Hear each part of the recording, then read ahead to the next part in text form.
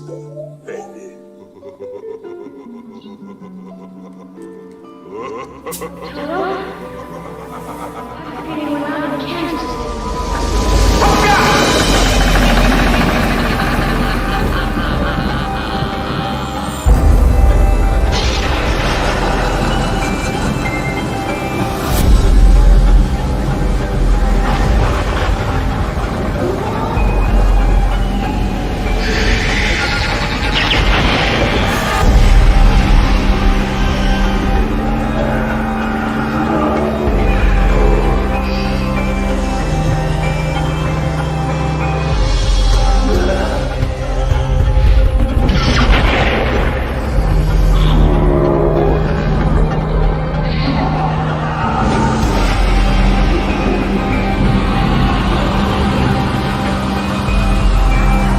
Fasten your seatbelts. It's going to be a bumpy night. Oh, hello there, ladies and gentlemen. You knew exactly where to be. Didn't you, Rhiannon? You knew exactly where to be. And I knew as well. Everyone did, because it's here on Quiz Arena Live time. That's right. We have guests with us. Not only Rhiannon Elizabeth Irons, but we also have Adam Young and Camarilla Rose. Hello, guys. How are you? Hello. Hello, I'm Adam. great. How are you? Good. Oh, pop arts. There you are. Perfect. You're blending in with your background there. I love it. I'm yes. This is part of the collection. I thought it'd be too ostentatious to represent the entire collection. Oh, yes. But you know, You've got to represent when you where need it's a counted. background. That's it. Yeah. Awesome. Getting Spidey out in the mouth. Only the one. Beautiful. And how about you, Camarilla Rose? How are you? You're coming to us live from America, aren't you? All the way over there in the wee hours of the morning. How are you? A little tired, but I'm okay. Thank Little you. tired. Well, thank you so much for joining us here in your car and ready to go. You're on the move already. On the way, hopefully, over to Australia. But hopefully there won't be too much of a time delay. We've noticed as well that you've been engaging with us on Instagram, and so thank you so much for that. And thank you everybody out there as well in the world, for those of you engaging on our Instagrams and our socials, and everybody else all out there in chat. We've got Jeff going off like crazy. Lux Voco as well. Hello everybody out there. Fantastic. Are you guys ready for another night of fun and games? Are we? Yes. Yeah. Are we? Are we? Yes, I think so. 100. Beautiful. Well, you get a point for that. And because you've shown me a baby as well off camera, hopefully it was yours. But, you know, you got another point for that as well. And Thank you. Camarilla Rose as well. I've given you 2 points as well because you're coming to us live in the wee hours of the morning. So thank you so much. Thank you. Oh, no. Anytime. So there's been a big lot of things happening in the world out there in the week. Oh, how are things over there in the US? Slowly getting back to normal. I mean, people are returning to work. The masks have come off in Los Angeles and all of California, actually. So it's the world has changed for sure, but it's slowly, I think, getting better. Yes, no, absolutely. Even like just from this angle as well, this gives us the possibilities that we didn't have in the past to have communication and be able to visually see people. Something that from a communicative level our psychology has required. You can't get the same thing over the telephone. So that's one of the benefits, I guess, of the future, living in the future nowadays. We have this. But with things opening up over there, hopefully you're able to get out and about and see some of the things that are happening in there. Yeah? Are you someone who likes the nightlife? Or likes the... I'm a big fan of musical theatre, so I'm going to ask you for your guilty pleasures at some stage. I haven't been to a musical show in a long time. Karaoke is a good thing, but just sometimes theme parks. Yeah? But movies are good too, yeah. So you're a theme park, yeah? What's been your favourite theme park ever? Like... I'd be lying if I didn't say Legoland. Oh, yes! It is so nerdy. It's Same. the nerdiest place. I did that as an adult over in Berlin, and it was the same sort of thing as walking into Disneyland. This just like your awe and feel of vibe of being a kid again, and being able to actually viscerally play with things. It's so cool. Which Disney Legoland was that, sorry?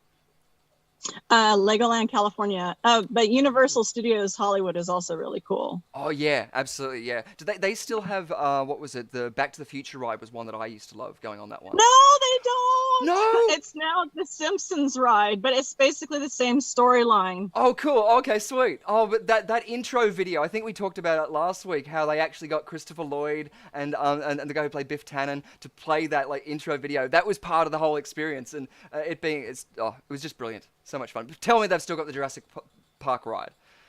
It is now Jurassic World. That's okay. They also used to have an attraction called Backdraft based on the Ron Howard movie, which has been turned into Transformers, which is a lot of fun also. Cool.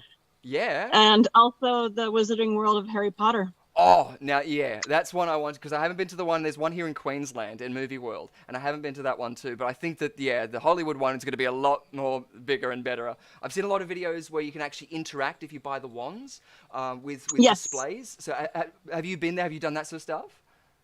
I have a little bit. It's a lot of fun. Yes. Universal knows what they're doing.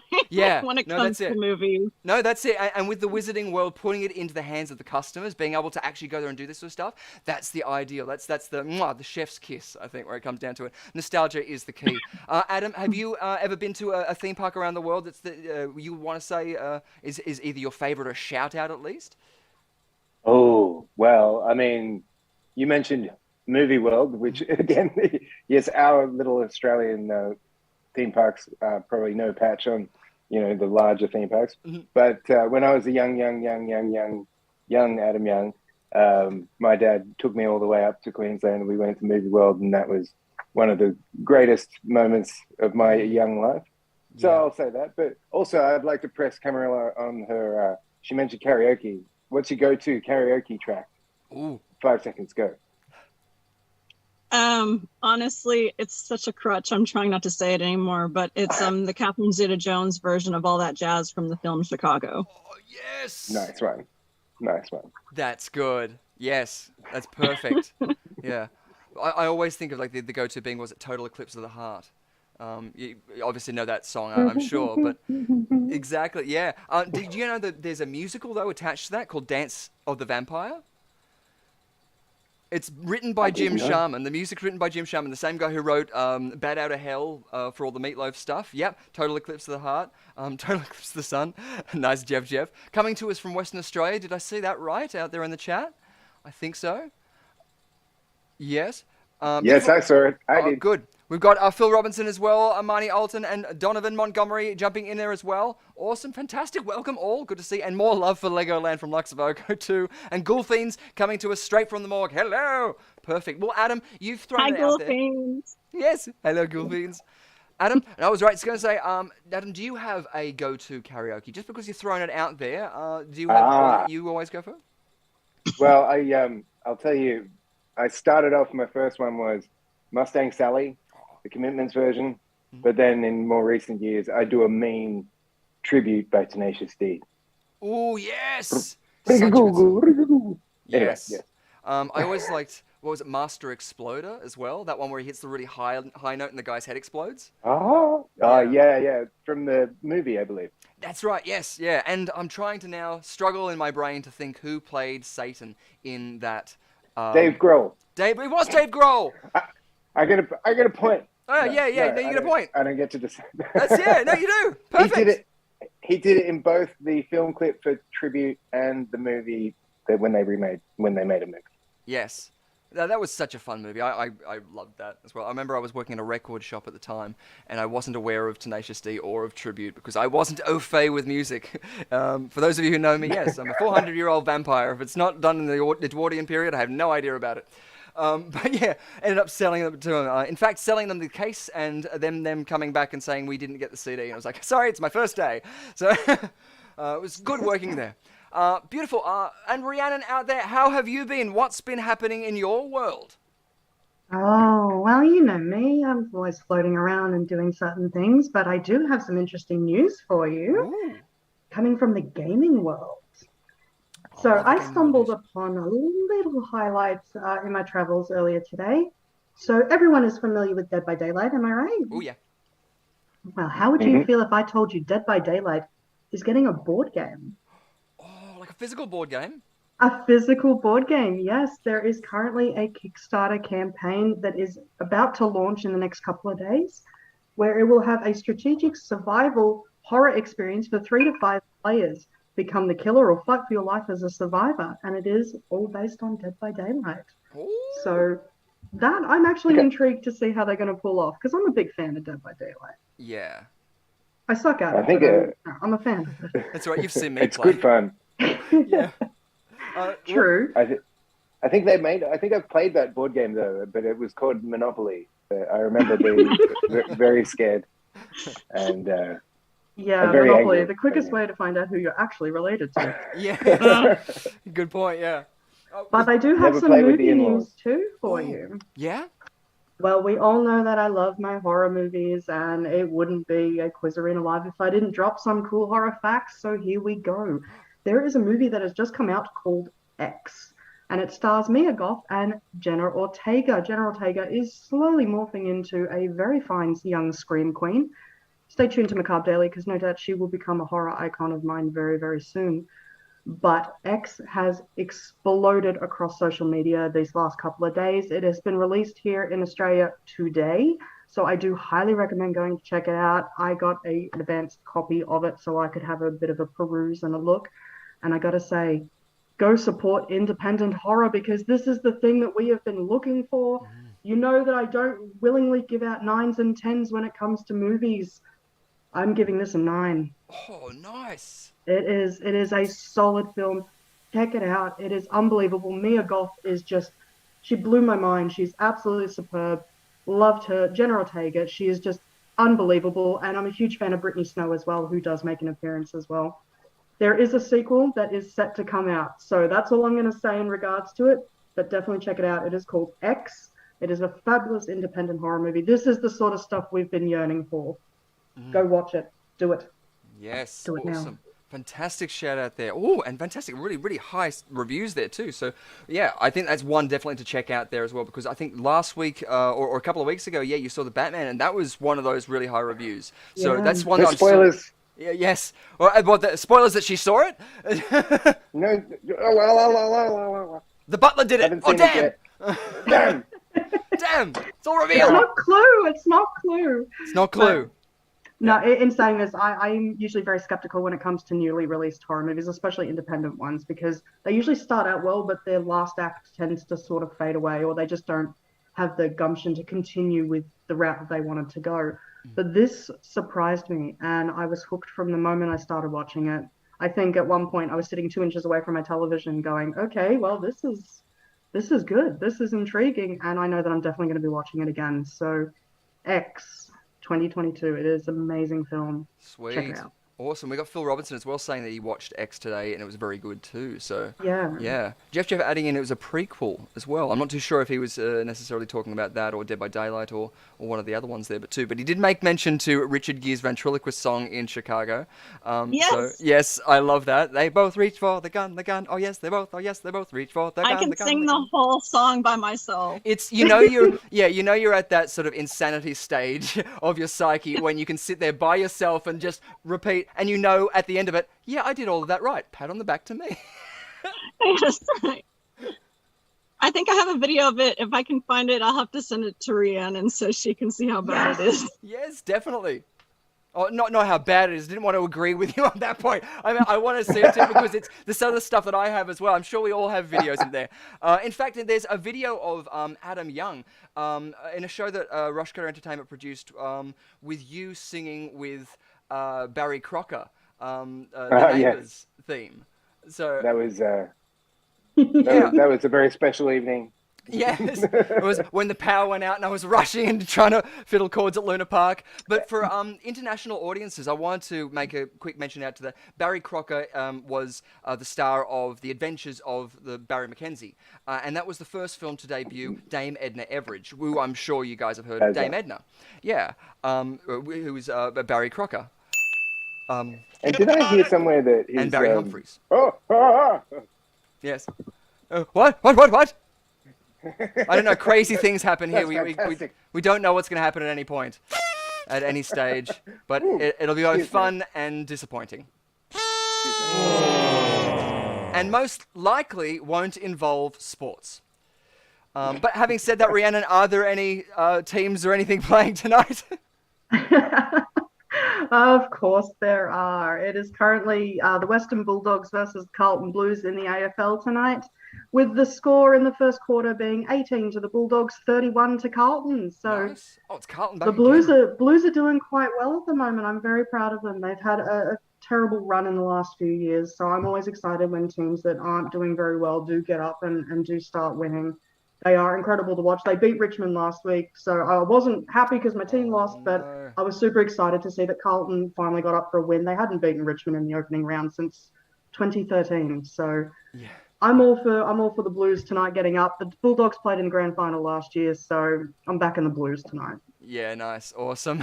You've switched teams since last week, but that's all right. I have never switched teams. I still bleed yellow and black. Richmond just played GWS a little bit later on the weekend. Oh, if you're bleeding black, I think you need to see a doctor. I mean, either Yellow that, and black, baby. I got punt road passion in my veins. or either that, or made that blood sausage stuff. You can profit off it. Exactly. Black pudding. That's it, black pudding. That was the words I was looking for. Yes, beautiful stuff. That was one of the things I didn't try when I was over in England. Spotted dick. Purely because my name is Richard, I felt like it was an opportune thing that I missed out on completely. That's just like that was you in high school, right?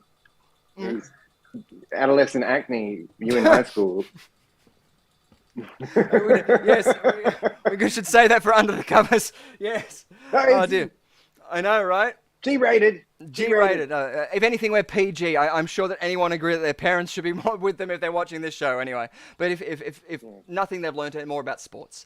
And exactly. And people out there in the chat getting along there. Beautiful. But we do have a whole bunch of games to play tonight. And in fact, we have a new game. So it is, in fact, opportune that we brought up theme parks because one of them is theme park based. So if we have a quick look at our spin wheel, I'll just quickly bring it up on the background there. Oh, no.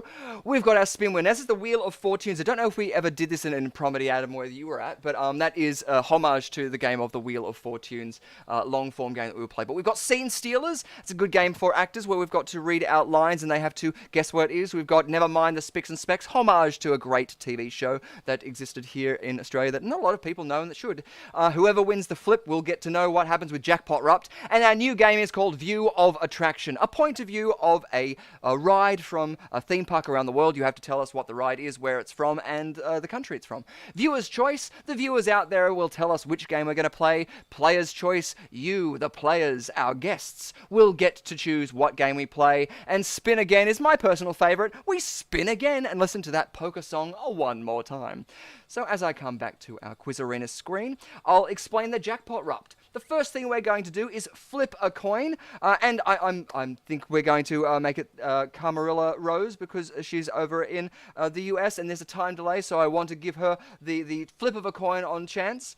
And so if she wins that toss, then she gets to spin first. Whoever spins first on the wheel, if you land on Jackpot Rupt, you win 5 extra points. Yay! But in the second round, which in this example would be Adam if he was the other one who didn't get the flip, then he would have lost those points if he gets it on the second spin. I know, gosh darn it. Doesn't make too much sense when I explain it out loud, but when we play it, you'll get the gist of it. If not, who knows, you'll just play along as if it all worked out.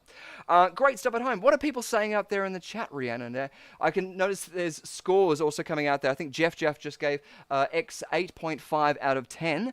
And they're having a whole conversation out there by themselves. They are. I'm loving it. It is. Although there is a vague threat that there is a video of me doing Grease about to be released. So Hey. I'm going to stop that right now. As long as it's not... Don't even think about it. I was about to say, as long as it's not the Grease that we saw in Under the Covers. Oh God, no. Our raunchy No, but I reviews. finally, oh my God, happy conclusion. I finally got the kids off singing those songs. Oh no, but what are they singing now? Doug Anthony All-Stars. Yes! No, that's good! It's a win! That's a win! Especially... I have heard Funk You more times this week than I would care to like, but you know what? I'm happy. I would much rather that. We got to progress them to my favorite song. But I would have start them off with like World's Greatest Kisser, just so you have those awkward verses first. Yes. And I'm slowly working on that. I've had Das playing pretty much throughout the week, so so good. Slowly working on it. Krishna's another one that's coming through from next door. Yes. I'm hoping that parents don't hate me.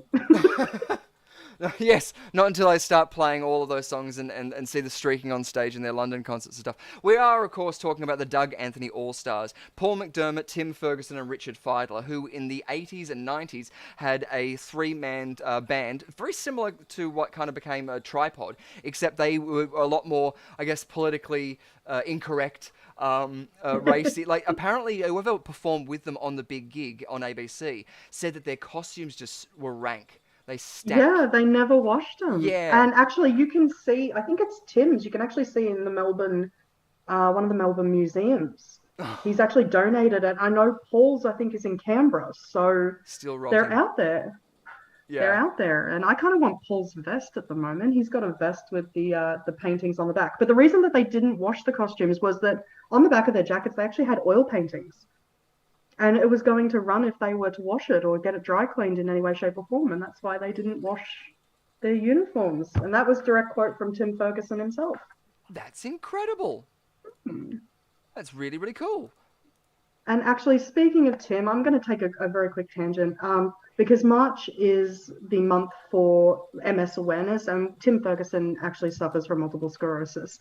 So this year, I'm actually deciding to combat multiple sclerosis in my own way and joining the Kiss Goodbye to MS fun run, which is starting in May. So throughout the month of May, I will be walking/running 50 kilometers to raise money and awareness for multiple sclerosis in hopes that we can maybe one day find a cure for this debilitating disease. Yeah. Because there are so many people that suffer from it. It is really hard to do. I know I've got a friend in Adelaide who actually suffers from it too. And it is a horrific disease. So there are approximately 25,600 people living with MS in Australia.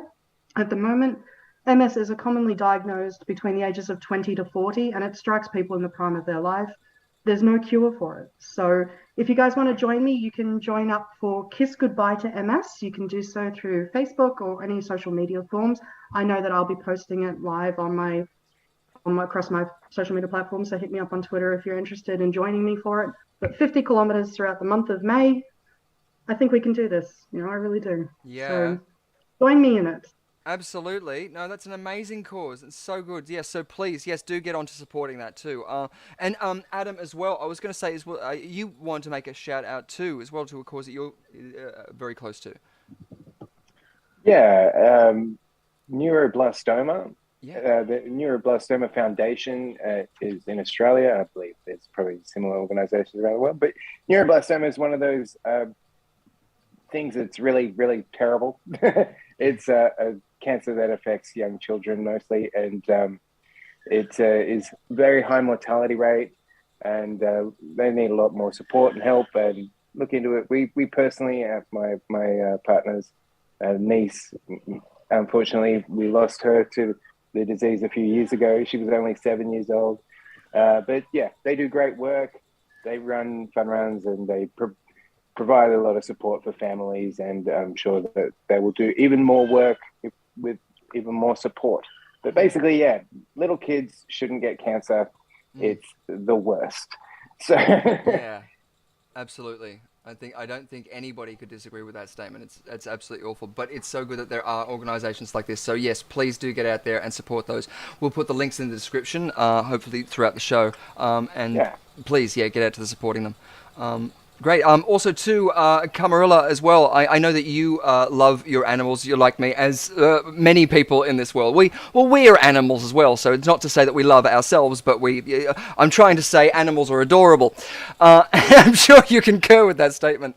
One of the charities that I have personally been to and that I would like to share with you as well would be the Chipangali Wildlife Orphanage, which is in Zimbabwe in Africa, who is a non-for-profit organisation, and they support wildlife and rescue animals out there. You can also adopt them and also do charity, send money over to them personally, sponsoring individual animals. So you can check them out on their Facebook page as well. But I was going to say as well, Camarilla, do you have any cause that is particular to your heart, something you want to give a shout out to?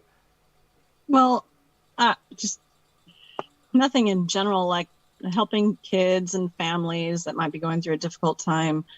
And particularly maybe like the Rain Foundation is a good one. Yeah. And Arbor Day, and anyone that plants trees. So anything that empowers women and helps Absolutely. mothers and children and helps plant trees, I think are excellent organizations. And there are so many of them out there. It's hard to list just a few. Absolutely. Yes, totally. Well, even I'll just punch up the Rain Foundation. Is this the one, isn't it? Yeah. So Not that one. not that one? R-A. No? That's How my about first time saying that. An important What is cause, that? Rain in Kenya. R-A-I-N-N. RAINN. Beautiful. Bringing that up now. No. Not too sure if it's that one, but I do have Arbor Day. I'll bring that one up. Okay.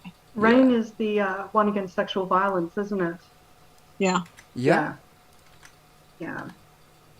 The nation's largest anti-sexual violence. If you're being assaulted or anything like that, you can contact them. Confidential hotlines, things like that. They are incredible. Awesome. Yeah.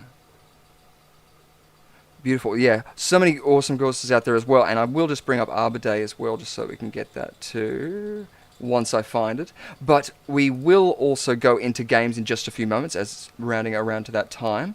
But it's really good that we've got the unity happening out there, not only in the chat, but also amongst the causes, because we do want this to be something that is seen all the way around the world. And so we want your causes to become something that people in our local area know, as well as your local area too, because we're all in this together. And I think the more that we're getting into this multi-faceted technological world, we're realizing that we're standing on each other's shoulders rather than giants, because we are those giants in ourselves. So definitely get out there and share the causes too in the chat, because we want people to find out what you guys care about. So you'll be surprised how many people care about the same thing. So I think this is the Arbor Day Foundation as well. So in the last 50 years, the Arbor Day Foundation's planted and distributed nearly 50 million trees in more than 50 countries around the world to fight global issues facing humankind. And we're just getting started, so fantastic out there. So get out there and plant a tree. And again, it's a good thing we're in the digital age, because we don't need to print so much. I mean, the printing press may have been a big step in our technological thing, but the fact of not using that printing press is an even bigger step. Haha! Good stuff. So, back into our games. As I bring our spin wheel up into our background, we're going to find out who is going to play first. So, Camarilla, it's going to be your chance to flip the coin. So, would you like to go with heads or tails? Tails. Awesome, tails. Let's give it a flip. Nice, you got it. So you're going to be playing first. Your chance, if you land on Jackpot Rupt, you're going to get 5 extra points. But I'm going to be fair as well to either of you. If you guys choose one of those spots to land on that isn't Jackpot Rupt, I will give you a point if we land on that. So pick one would you like. View of Attraction, Spin Again, Scene Stealers, Viewer's Choice, Never Mind the Spicks and Specs, or Player's Choice. So I just pick one? Yeah. Yeah. Shoot. Can I make a suggestion? Ooh. Sure. I say we go Scene Stealers, because god damn it, I want to do it. Yeah. It's been up there enough. So Go you're going for to take... it, Scene Stealers. Yeah, you're going to go Scene Stealers. Awesome. Fantastic. And Adam, which one would you like to choose for a point? Oh, I was going to... You took the one I was going to do. No, that's right. You can both choose. You can both get a point. Why don't we both do it? Why not? Awesome. Hedging your bets. So it's going to be even more fun when we do see it. Fantastic. So you're both going for Scene Stealers out there. Not that we're going to get points, but I have my personal favorite, which is Spin Again. Which one do you want it to land on, Rhiannon? And if it's not Scene Stealers, because we know that you want that one. Oh, well, you know what? I would love to try our new one. Yeah. Point of Attraction. I mean, come on. I know. We've been watching roller coaster rides and stuff like this like all week, so yeah, I'm excited. Nothing can go wrong, right? No, not at all. Exactly. Beautiful. Well, let's jump back in there and let's see if we give that a spin on our wheel as I go into Interact. So this wheel is for Camarilla's spin. Here we go.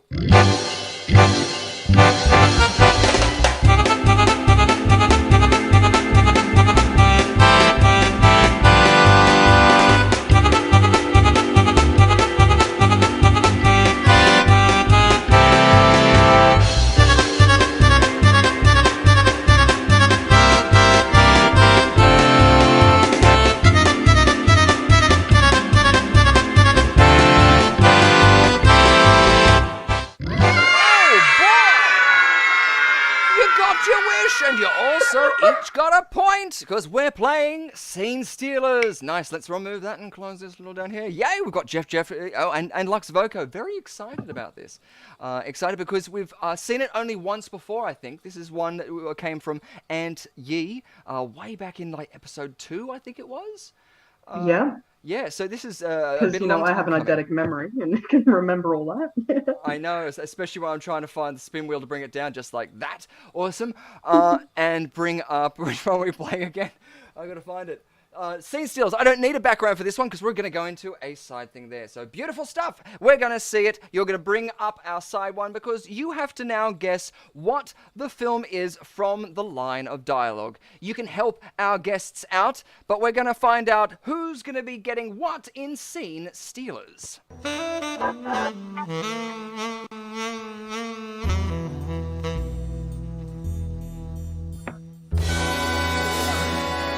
Stealers, the game where our guests are going to play. That's right, you guys. Even Rhiannon, you might be helping out as well. We're going to be having Rhiannon read out 4 lines of dialogue, each one at a time, and all I want you to do is to tell me the film that it's from, the character, and, even the actress. I'm happy, or the actor, whoever it might be. We'll find out what it's going to be. So we're hoping that you guys know your films out there. So you're going to be listening up for Rhiannon Elizabeth Irons. Are you ready, Rhiannon?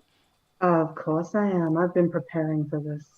Good stuff. And there's no chance at wrong answers in this one, so feel free to yell out there. We've tried with a buzzer, but time delays being what they are, we thought, let's get rid of that garbage and stick with good old yelling at each other. So if you know the answer, yell it out. But the same thing goes for you guys in the chat. You can help or hinder our special guests. So a wrong answer, you could just turn around and say, yes, but I was trying to throw them off. Trust me, it works. So let's try our first scene stealer. Rhiannon, what is it? What's our line? I'll get you, my pretty, and your little dog, too. Ooh. Wizard of Oz. Ooh. Supersize Wizard of me. Oz. Yes? Yes. Supersize me. No. No. So good. So Wizard of Oz, what was the character name? Wizard of Oz. Dorothy Gale. No. Oh, I'm sorry. No, it was the Wicked Witch. My bad. Of the Wicked Witch of the West. Yes! Points! Fantastic. I don't know why I said Dorothy. No, it's all right. I'm tired. Perfect. Is that her last name? That's Dorothy's last Gale name. really Yes. her. Yes. That's a little on the nose, isn't it? Yes. Now she a movie also about tornadoes. yes, that's her like nickname or the thing that the rabble would call her. But does anybody else out there in chat know their canon and be able to tell us what the Wicked Witch of the West's name actually is? What that wicked witch's name is? Oh, damn it! No, it's not damn it. Falba? Sorry, Defying gravity. Wait, What did you say, Caramella? I think it's a Falba. Falba. And Elphaba, yes! but it was different. Theodora in the one with Michelle Williams. You got another point for that because I didn't know that. So nicely done.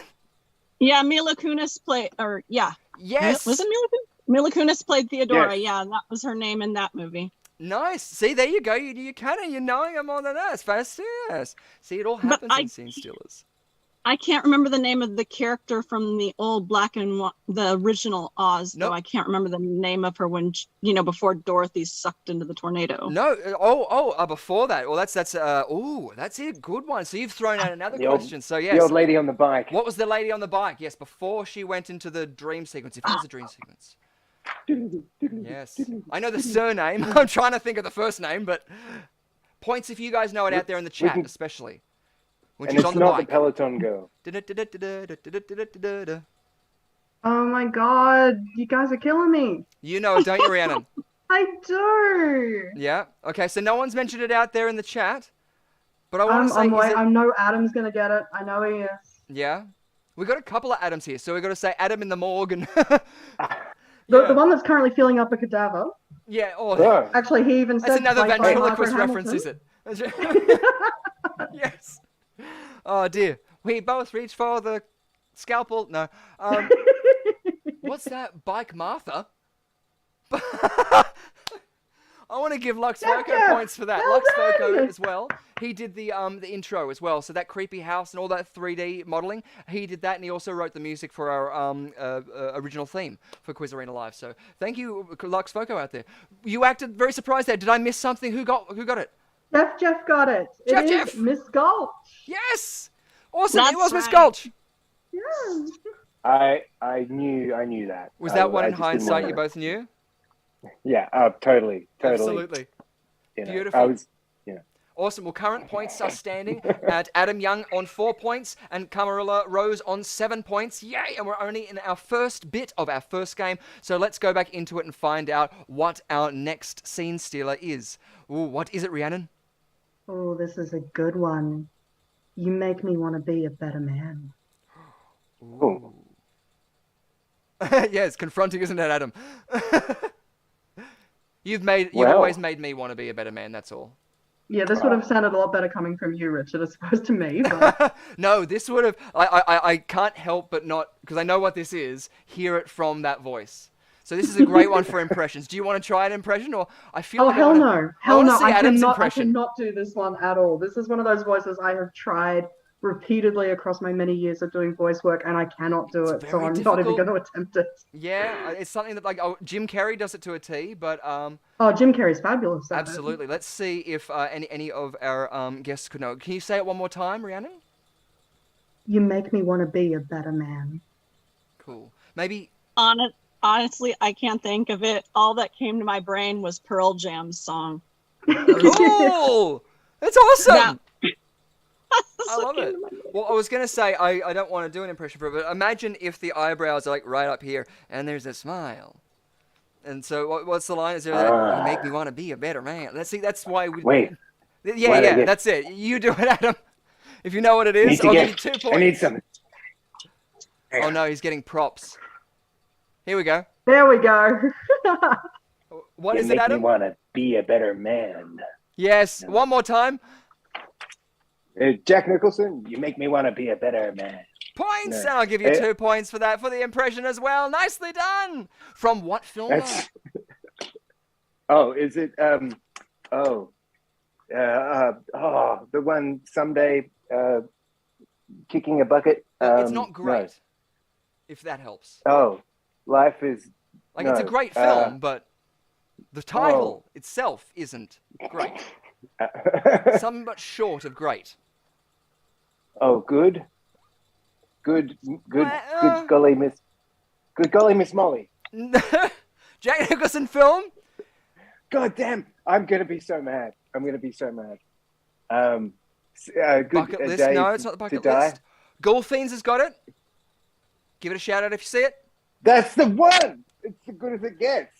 As good as Damn it it. gets. You got the point. Nicely done. Beautiful. So now What both... was Jack's character? Oh, yes. Oh, good stuff. Raising the stakes. Aljeti Sudis. I love it. What was the character name? I have no idea. So I just do that. I do. You do, yeah. Do either of you guys know, Camarilla or Adam? What was the name of the character? Mr. Goodman. John. Getsman gets Goodman. He's always talking to his Goodman? shoe and going, oh. Yeah, it's nice. Yeah. No. Well, oh, is that it? Golfiends might have it. If you want to read that out, you can get the point.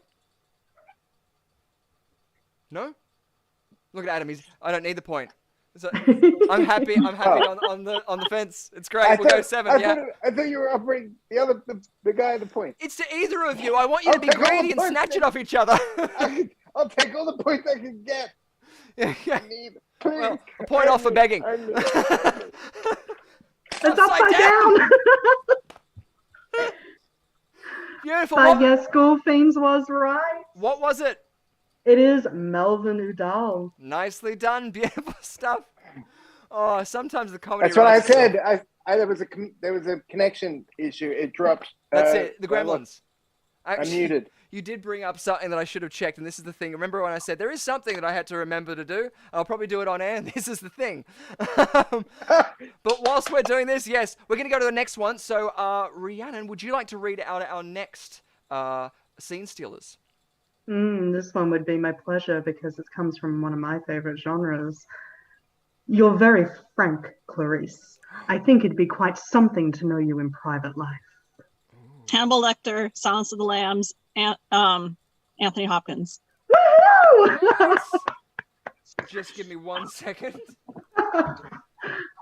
It came out in 1993. She's got all I the think. facts. Or No, 91. 91. So is that 91. 3 points? My bad. It was. 1, 2, 3. Nicely done. Perfect. In quick succession. And did you know that Anthony Hopkins only appeared for 18 minutes on that and won the Academy Award? Nice. 18 See, minutes work of film smarter, not on the harder. Academy Award. Exactly. It's the way to do it. Beautiful stuff. That's brilliant and so quickly done. Rushing us into our next one. The book is really good too. The book is fantastic. Oh, Yeah, so good. it goes more into Scott Glenn's character's life. I can't remember the character's name, but Clarice's boss. Yes. There's a chapter dedicated to him that's not in the film, so it's like his personal life at home. The book is by Thomas Harris, and it's really good. And if people have seen the film but they haven't read the book, they're missing out. Cool or awesome. That's always one of the best things about it when they do the adaptation. It's completely different, or they've concentrated on certain things. The Shining, I know, is one of those ones that have your different adaptations. So that one is going to be one I'm now going to put onto my bucket list for reading because it sounds awesome. Beautiful. On to our next round of scene stealers. So Rhiannon, what's our next one? A personal favorite of mine too. So are you ready? Take this quarter, go downtown and have a rat and all that thing off your face. Good day to you, madam. Oh, beautiful. One more time. Take this quarter, go downtown and have a rat and all that thing off your face. Good day to you, madam. Oh, very, very cool. Fantastic. So, yeah, I'm hesitating to see a couple of films in here and not hearing Rowan Atkinson saying those lines. Phil Robinson at home is already saying Austin Powers. I know I'm getting that sort of, oh, behave, salacious scandalousness there. Moly, moly, moly, moly, moly, moly. Yes! Yeah, from Gold Member. That's right. Talking about Fred Savage. Yeah. When aren't we talking about When Fred aren't we? Savage? Exactly, yeah. Princess Bride always on the tip of our tongue. The amount of times Yes. I've talked about Fred Savage. Gnawing a rat off someone's face to take this quarter, so it seems like it's in a certain area of the world that maybe Camarilla is more au fait with. God. So not an Aussie film, I guess I'm saying. I honestly don't remember the films that well. I remember the soundtracks more. Oh, beautiful. Same. I love soundtracks. I'm a big fan of all of the composers, but obviously John Williams. I'm sure that you know a lot of his sort of things there. And one of the things that on our last Chrono Loco, I got everyone on a fact with the Reavers, which was something that I only learnt about because of my love for John Williams. That was his first Academy Award that he won for that film. And he pretty much took Last Summer for Old... Summer Wine, Last of the Summer Wine, from a TV show in England. So it was just more like a parody thing that he was doing. But there you go. It all works in fair use law. So the line, take this quarter, go downtown and have a rat, gnaw that thing off your face. Good day to you, madam. By a very much loved performer too, I think that everyone would say. Yeah, who's unfortunately passed away. It's one of those. It's one of those things that's like I can almost visualize the. Do you want me to reference, start but dropping hints? Yeah, I think. Oh, yeah. I love a hint. Mm. Okay, well, this film is a classic comedy from 1989. Ooh. And in fact, the leading performer Is it is go- unfortunately deceased now, but has left an incredible body of work. It wasn't Bill. There's no Bill Murray in it, is there? No, but close, because I was about to make Robin reference Williams. that this guy was actually originally cast in Ghostbusters. He was going to be playing the Rick Moranis character until things changed. Everything changed with that. That was at the point that Eddie Murphy was going to be the Bill Murray character, I think it was.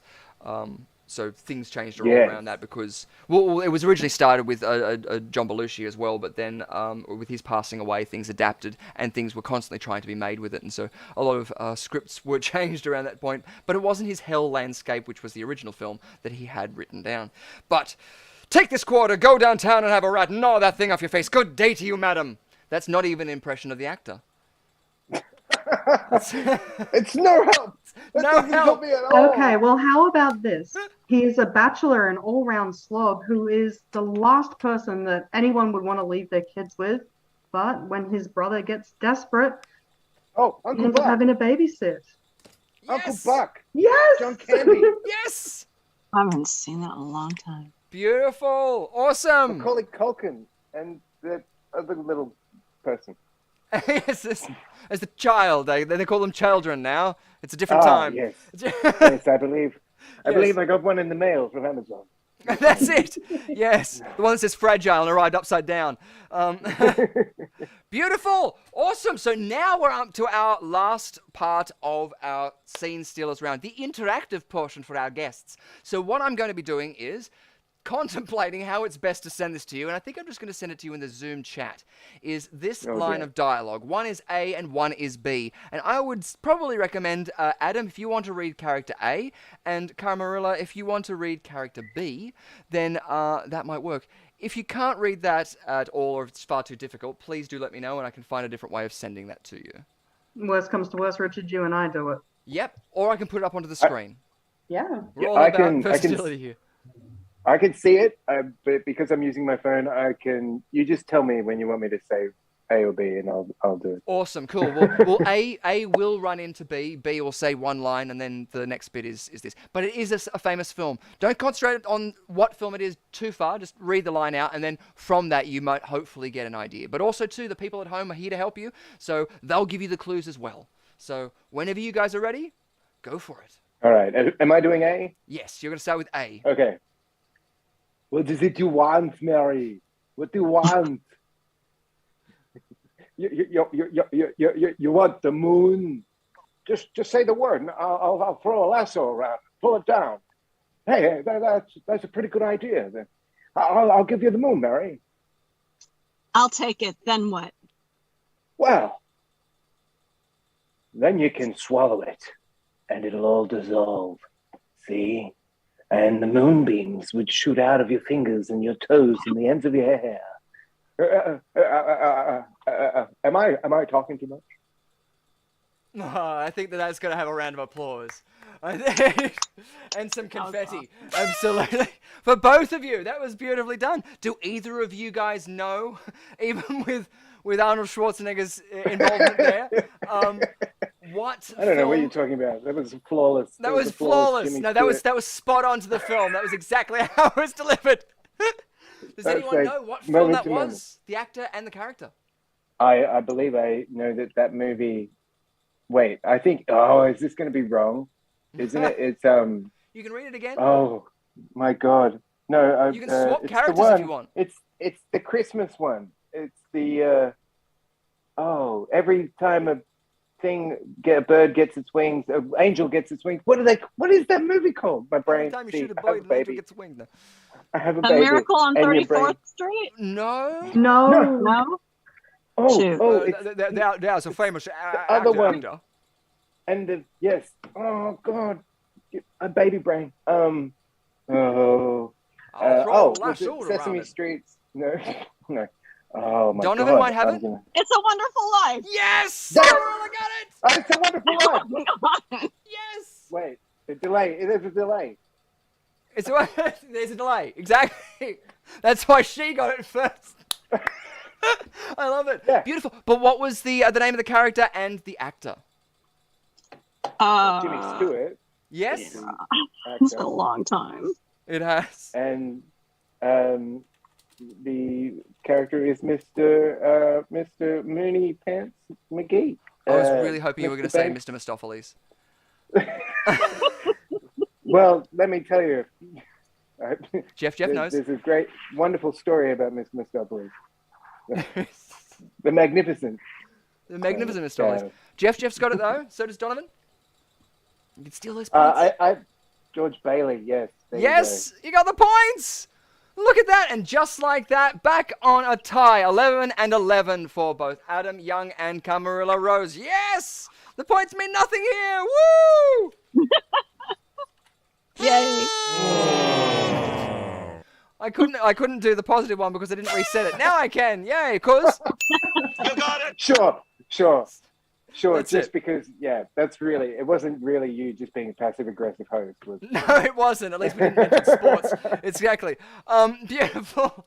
So that was our game of Scene Stealers. Yay! Beautiful. I Woohoo! know, right? Fun stuff, which goes into another spin of that wheel. So now we have the chance, because it was your go first, Camarilla. It's going to be Adam's spin this time. So, Adam, if you land on Jackpot Rupt, you're going to lose all of your points. So you're going to go back down to 0. But, again, you have the chance to choose a square, and if it lands on that, you'll get 1 point. In fact, I'll give you 2 points. Yeah, I wasn't going to go 5. That's too generous. I'll give you 2 points if you land on the one. So which one would you guys like it to land on? 7, and I won't take a point under 7. No, never mind. Well, I would. Scene Stealers is gone. That's good to know. Yes. So what was the other? So we've got point view of attraction. View Was of it, attraction, and never mind the view specs of and specs. attraction. You're gonna go view of attraction. I would like fatal attraction. View of attraction for 9,000. You know what? I just realised in Fatal Attraction there is a roller coaster scene in that. I could have worked that into this. God damn it! I know. I'll edit that bit out. Hide the magic. Shh, hide the magic. It's all good. Beautiful. So yes, if you land on View of Attraction, I'll give you 2 points. And Camarilla, which one would you like it to land on? And I'll give you 2 points. I think that the theme park one would be cool. So yeah, the same. Same. Awesome. Same and similar.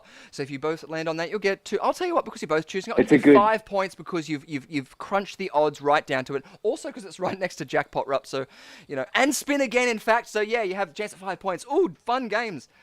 To be fun and eschewing as I'm doing buttons in the background. Well, let's give it a go as we spin that wheel.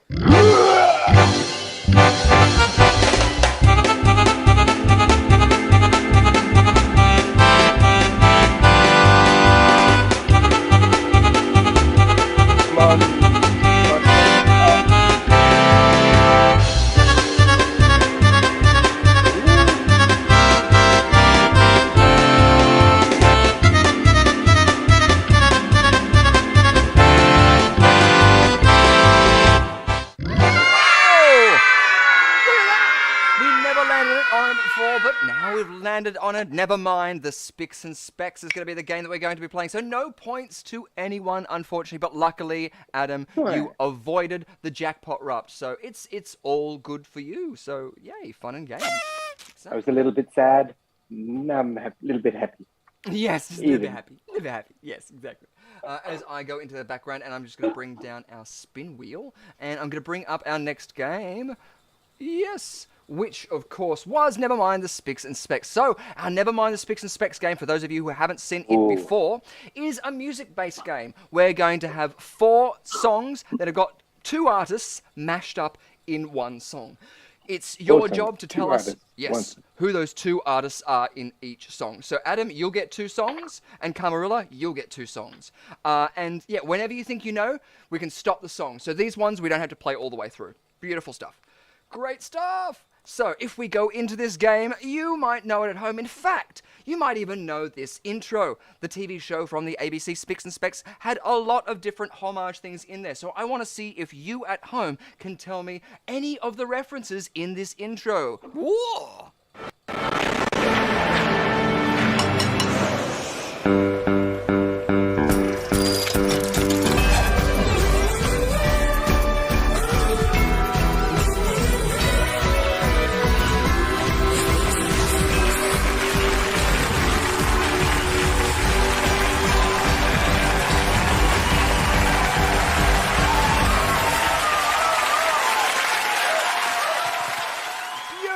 So never mind the Spicks and Specs. In this game, we have 2 teams because, of course, the show was hosted by Adam Hills and had Alan Burrough on one side with teammates and also Miff Warhurst on the other side. In this case, one's dressed up like Iron Man and the other one like D'Artagnan from the Three Musketeers.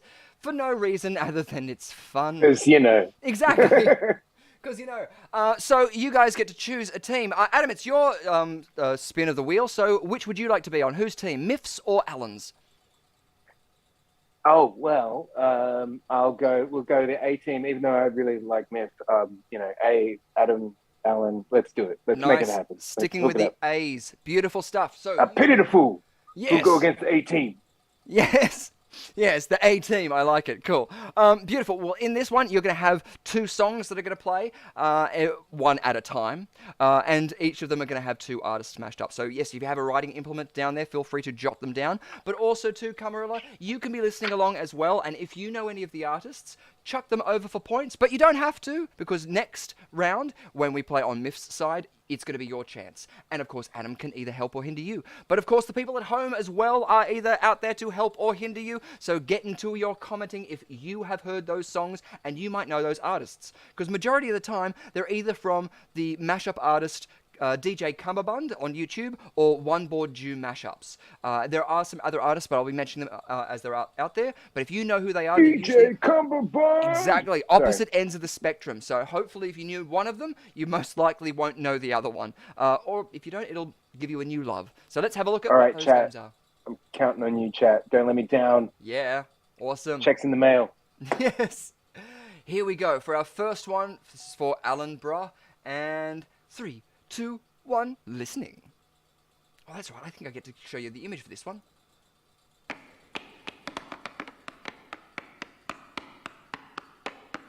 What is that?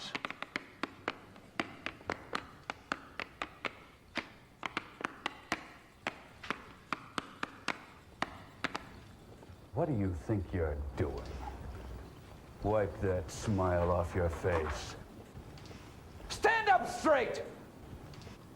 You are a disgusting slob! Already Marty's onto it. We're not gonna take it. No, we ain't gonna take it. We're not gonna take it anymore. We've got the right to choose it. There ain't no way we'll lose it. This is our life. This is our song. We'll fight the powers that be just. Don't pick our destiny, cause you don't know us, you don't belong. It's not safe.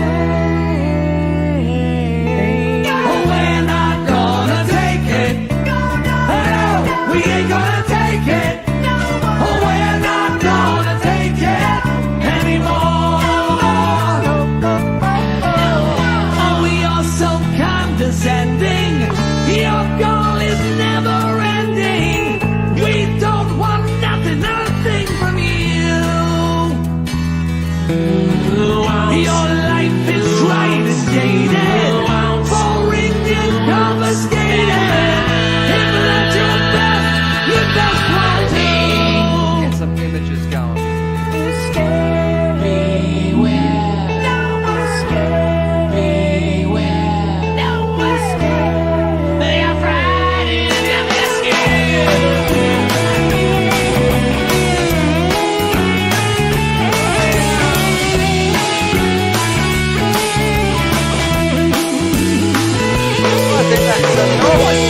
Beautiful. So do you guys know who that could be? Specifically Adam. Ha ha ha ha ha. Uh-huh. Well, totally on my own and not with any help from the chat whatsoever. Not at all. Except totally. I'm going to say, we're not going to take it. Yeah. And that might be a Twisted Sister. Yes. And is No Rain by Blind Melon. Yes, that's right, by Blind Melon. Nicely done. Beautiful Yes, stuff. I have.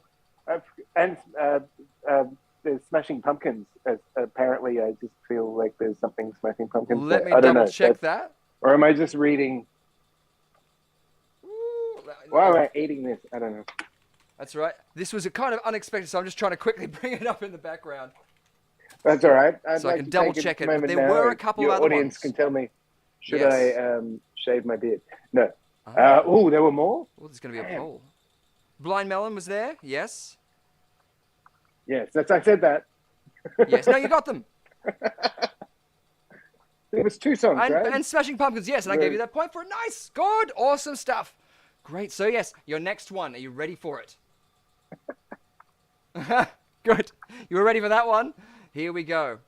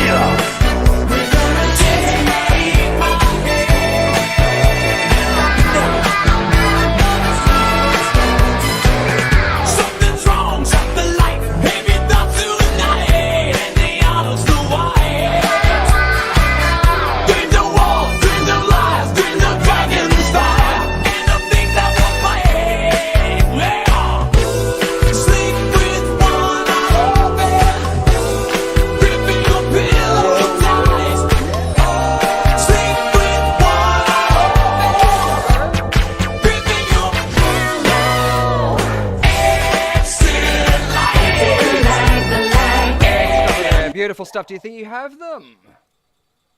Oh, I still got Sorry. lip syncing Man, moment isn't yet. that is way more funkier than it should be. No, hopefully it is. Yeah, it's always an indulgence. So much funkier than it should be. They're great mashups. Sorry, I think I just lagged a little bit there. Enter the Sandman, Metallica, Yes. all the way, and I think it's Groove Tonight. Yeah, by the And band. I think it's not the oil supplement, but CBD. It's not Midnight Oil, no. There's no Peter Garrett baldness. No. You got this. Come on. What was it, sorry? CBD. What? Yeah. What were you going to say, Carmela? No, I know the answer. Yes. You can give it to Go Adam, for it. or you can be selfish and keep it to yourself.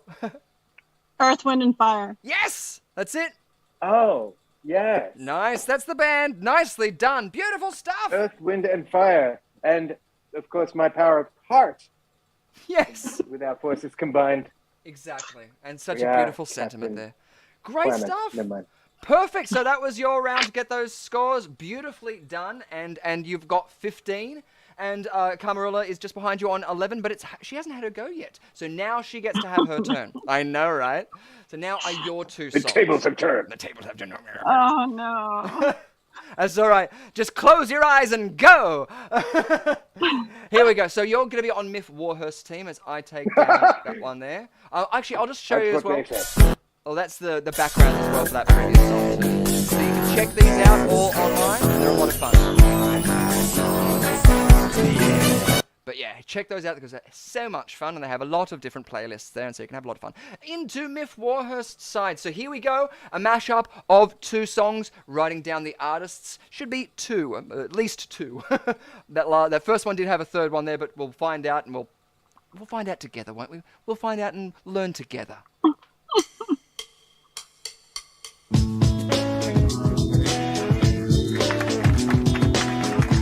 I'd just like to say this gig sucks. 1, 2, 3, 4. Aye, oh, let's go. Aye, oh, let's go. Aye, DJ, oh, let's go. Aye, oh, let's go. The bumping in the same line. They're going through a tight one. Oh, the memories. The kids are losing their minds. The blitz from a bump. Aye, oh, let's go. Aye, oh, let's go. Aye, oh, let's go. Aye, oh, let's go. The pilot in the backseat. The generator's being hit. All day to the backseat. The blitz from a bump. Blitz from a bump. Aye, oh, let's go. You shoot 'em in the back now. Shoot 'em in the back now. What they want, I don't know. They're all ripped up and ready to go. Blitz and bump. Bump, bump. Blitz and bump. You shoot 'em out. Blitz and bump. Bump, bump. Shoot 'em in the back now. Shoot 'em in the back now. Blitz and bump. Bump, bump. Blitz and bump. You shoot 'em out. Blitz and bump. Bump, bump. Shoot 'em in the back now. Shoot 'em in the back now. What? What? The thunder. Slugs and snaps to the double man. DDT keeps me happy. Guess I'll have to break the news that I got no mind to lose. Slugs and snaps are out of it. Now I am a real sickie. Slugs and snaps are in love with me.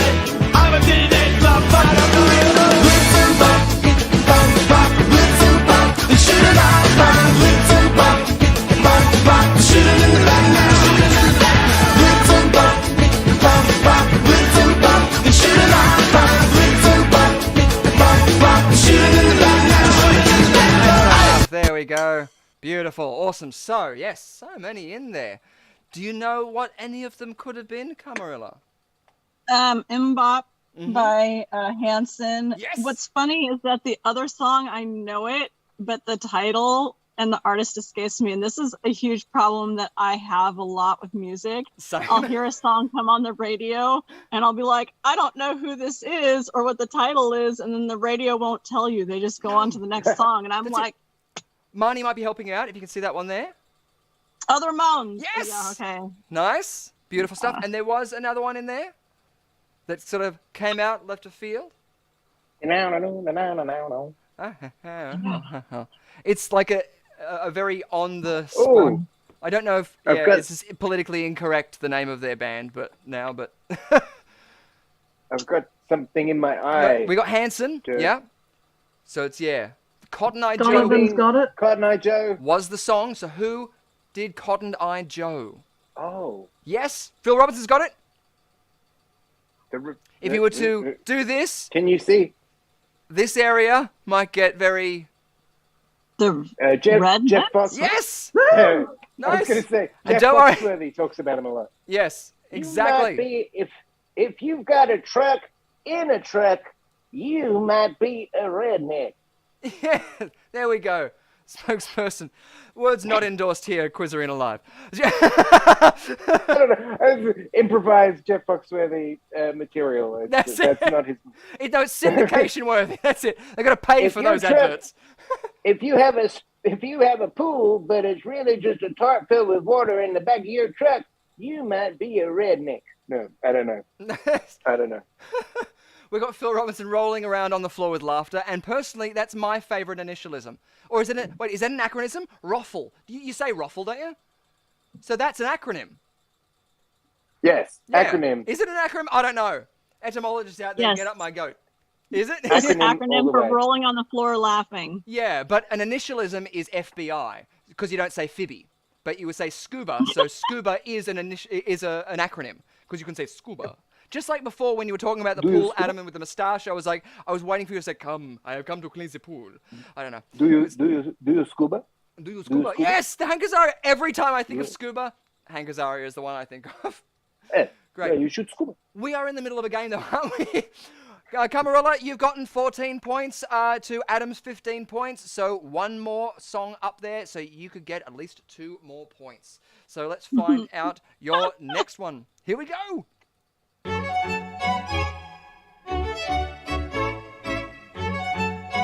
Classy.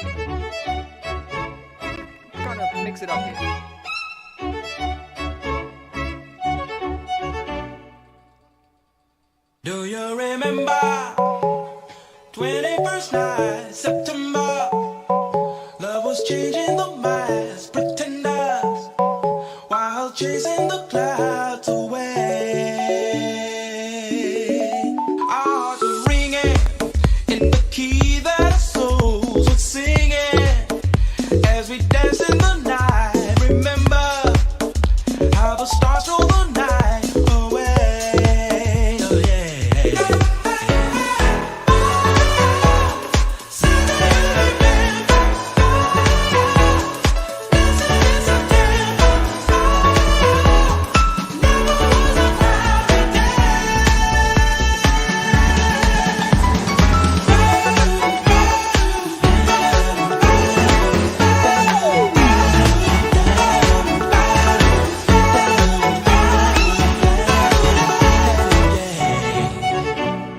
My thoughts are with you, holding hands with your heart to see you. Only blue darling love. Remember how we knew love was here to stay. Now December found a love we shared in September. Only blue darling love. Remember true love we shared today.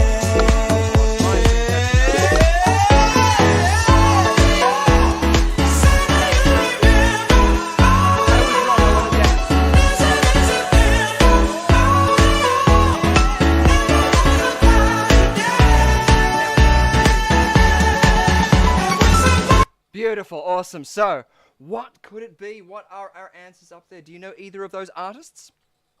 September by Earth, Wind, and Fire. Yes. The other one, I wasn't sure. Maybe people out there could help you. Have we got anybody in the chat? Let me just double check. He's a banger. It is a banger. It's also, I love that mashup. It's a very calming sort of thing that you can do. It's a good start off if you have a playlist. And these artists are really good. Make your own playlist out there on YouTube. It's very motivational if you want to go for a run or do anything physical. Even cleaning the house, it's very, very good. There's one out there with Tom Jones in it, which is one of his latest ones. Came out 13 days ago, and it's a bunch of fun. Awesome. Has anyone got it out there? If anyone does know it, please jump in there and help them on out. You might be able to sweep this away. Come Jong. Sweep this away and steal it. I don't know. That's a terrible reference unless you know the band. I don't think you know. Yes, Jeff has got it. Oh. Jeff. If you read it out, you get the point. Yep. Oh, what's he saying? You I could say believe, Rather Be by yeah. Clean Bandit? Yes, you got it. There you go. I've never even heard of this song. I know. Neither had I. But it's a really cool song. It's one of those ones it's just very calm and peaceful, but then has this sort of like boppy motivational sort of thing. Sort of a Good thing we can crowdsource brains. Sorry. No, exactly. It's. I was going to say Crowdsourcing. it's like a meditation without having to sit there and have to will yourself to do it. That's what I mean. It's a cathartic thing if you're in a trance-like state, having a shower, doing something like that, driving, sort of what podcasts are doing now. So great stuff there. On our points, Camarilla, you are ahead with 16 points, and Adam Young just behind with 15 points. Wiggly arms! Awesome. And we're kind of early. I kind of want to. Rhiannon, what do you think? Should we play our new game just for the heck of it? Oh, I'm never going to deny you a chance to play a new game. Oh, good stuff. Well, we have just I say whipped we it go up. for it. Ooh. Good stuff. Ooh. We've whipped it up just before, so let's have a go and see if it works. The new game of View of Attraction. Ooh, pick me. I've got to remember to make those stingers longer so that when they freeze like that, it doesn't do it. In fact, let's do it again because it's a cool stinger. Here we go again.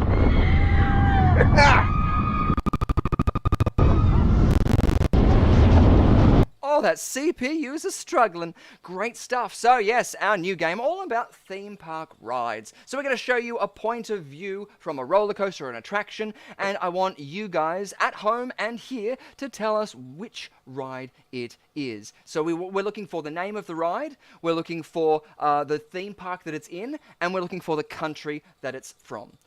Or any other facts as well that you want to add to that. Whilst I filibuster, I'm going to bring down the screens of our previous game because I jumped the gun, oh boy, so many times. So if there is anything you guys would like to add, please feel free to let our guests at home and out there, our viewers, know. I was watching The Great recently. Friends of ours recommended The Great, and they had I'm not sure if you guys are familiar with that show. It's a period, but like not real, but not true story, but like based on true story about Catherine the Great. Oh, and cool. it's a really, really, it's very adult, but it's got actually like one of the first, if not the first, roller coasters depicted in it, which is the segue here. And apparently, original roller coasters were often used with ice slides and things like that, but The Great, I would highly recommend if anybody hasn't seen The Great. Not one to watch with little kiddies and all that, but it depicts the debauchery of the court of the emperor of Alexander, Peter the Great's son, I think, and played by the guy. Yeah, played by the guy who was. Remember About the Boy? There was a little boy about the boy. Oh yeah. Hugh Grant. I mean, little boy. Well, that little boy is grown up now, and he's playing the former emperor who gets usurped by his wife, and it's a really great watch. And yes, there's a roller coaster there somewhere. Oh, cool. Well, that's even actually, Rhiannon, when you came out to Sydney, another segue just to do with roller coasters as well, whilst I'm keying things up. When we came out, I took you to Turramurra, I think it was Turramurra Park, or it's a beachside park, and that had a roller coaster on it way back in 1860, I want to say, or around 1860, 1830. About that, Thank you. yeah. Around that. I'll get the point for it anyway. But yeah, did you want to just quickly tell them what that was? Mainly the position of that roller coaster and its uniqueness to that. What Something that is? actually rather shocking. I mean, I wouldn't think that a wooden roller coaster would do very well on an actual beach front, but this seemed to do quite well. And I mean, there's still like little parts of it, not much obviously, like just the foundations and the footings, but there are still aspects of it still floating around, which is just absolutely incredible. It was such a beautiful location, and I can imagine the damage that the seawater probably would have done to it over the time. But Oh, absolutely. it absolutely astounded me. So to see that photo of it originally located directly above the sand and parts of it I think were actually above the water too, weren't they? Yeah, yeah, So or even yeah. there was that one area that we looked at which looked quite significant, and looking at the photo, it was like Mm. it must have been somehow connected to it. So there are still artifacts, but yeah, to have a wooden roller coaster on the beach, and it was like the Yeah. sand is like right next to it, right under. They also there had a I don't know if it was an Indian or an African elephant, but it was one of the most famous things there. There's also a story way back in the 30s about a man. Big story. They found a shark when it died had a human arm in it, and they traced that back to a gangster who ended up driving his speedboat around Sydney Harbour and trying to commit suicide, shooting himself in the head. Unfortunately, not killing himself, falling off the boat, scrambling back onto the boat, and brain damage still like drove the boat, avoiding police. When he was pulled up by police, they didn't know whether or not he was actually trying to avoid police or he was just damaged because of the bullet gone through his skull, you know. So a very interesting story that's all tied into that one location. But yeah, and an unknown landmark in Sydney too. So it's always fun to put those things out there. So yes, view of attraction. We're going to start off with a ride game first of all. I didn't even work out. This is probably a buzzer unique game. So Rhiannon, we can work out how we're going to allocate points with this.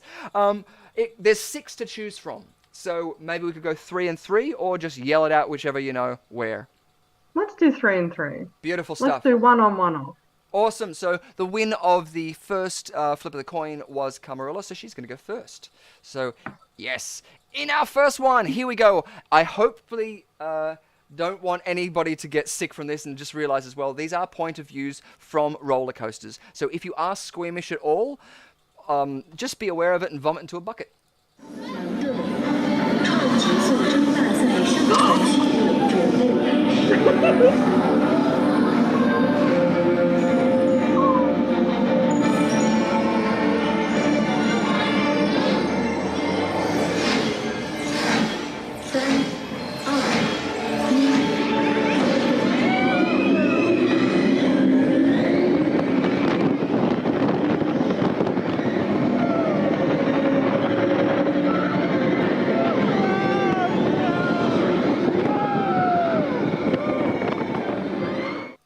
Nice, awesome stuff. So, what we're looking for is the name of that roller coaster. In fact, what I'll do is, yes. Honestly, I don't know the name of the roller coaster, but it is the light cycle ride, I think, in Tokyo. Yes. Disney I was going to say Tron. Yes. You already did more than I was going to say. Tron. Exactly. Tron. Yep, the light cycle run. It's also got a couple of other names. It's not in Japan, though. It's not? Is it No. Hong Kong? Florida? No.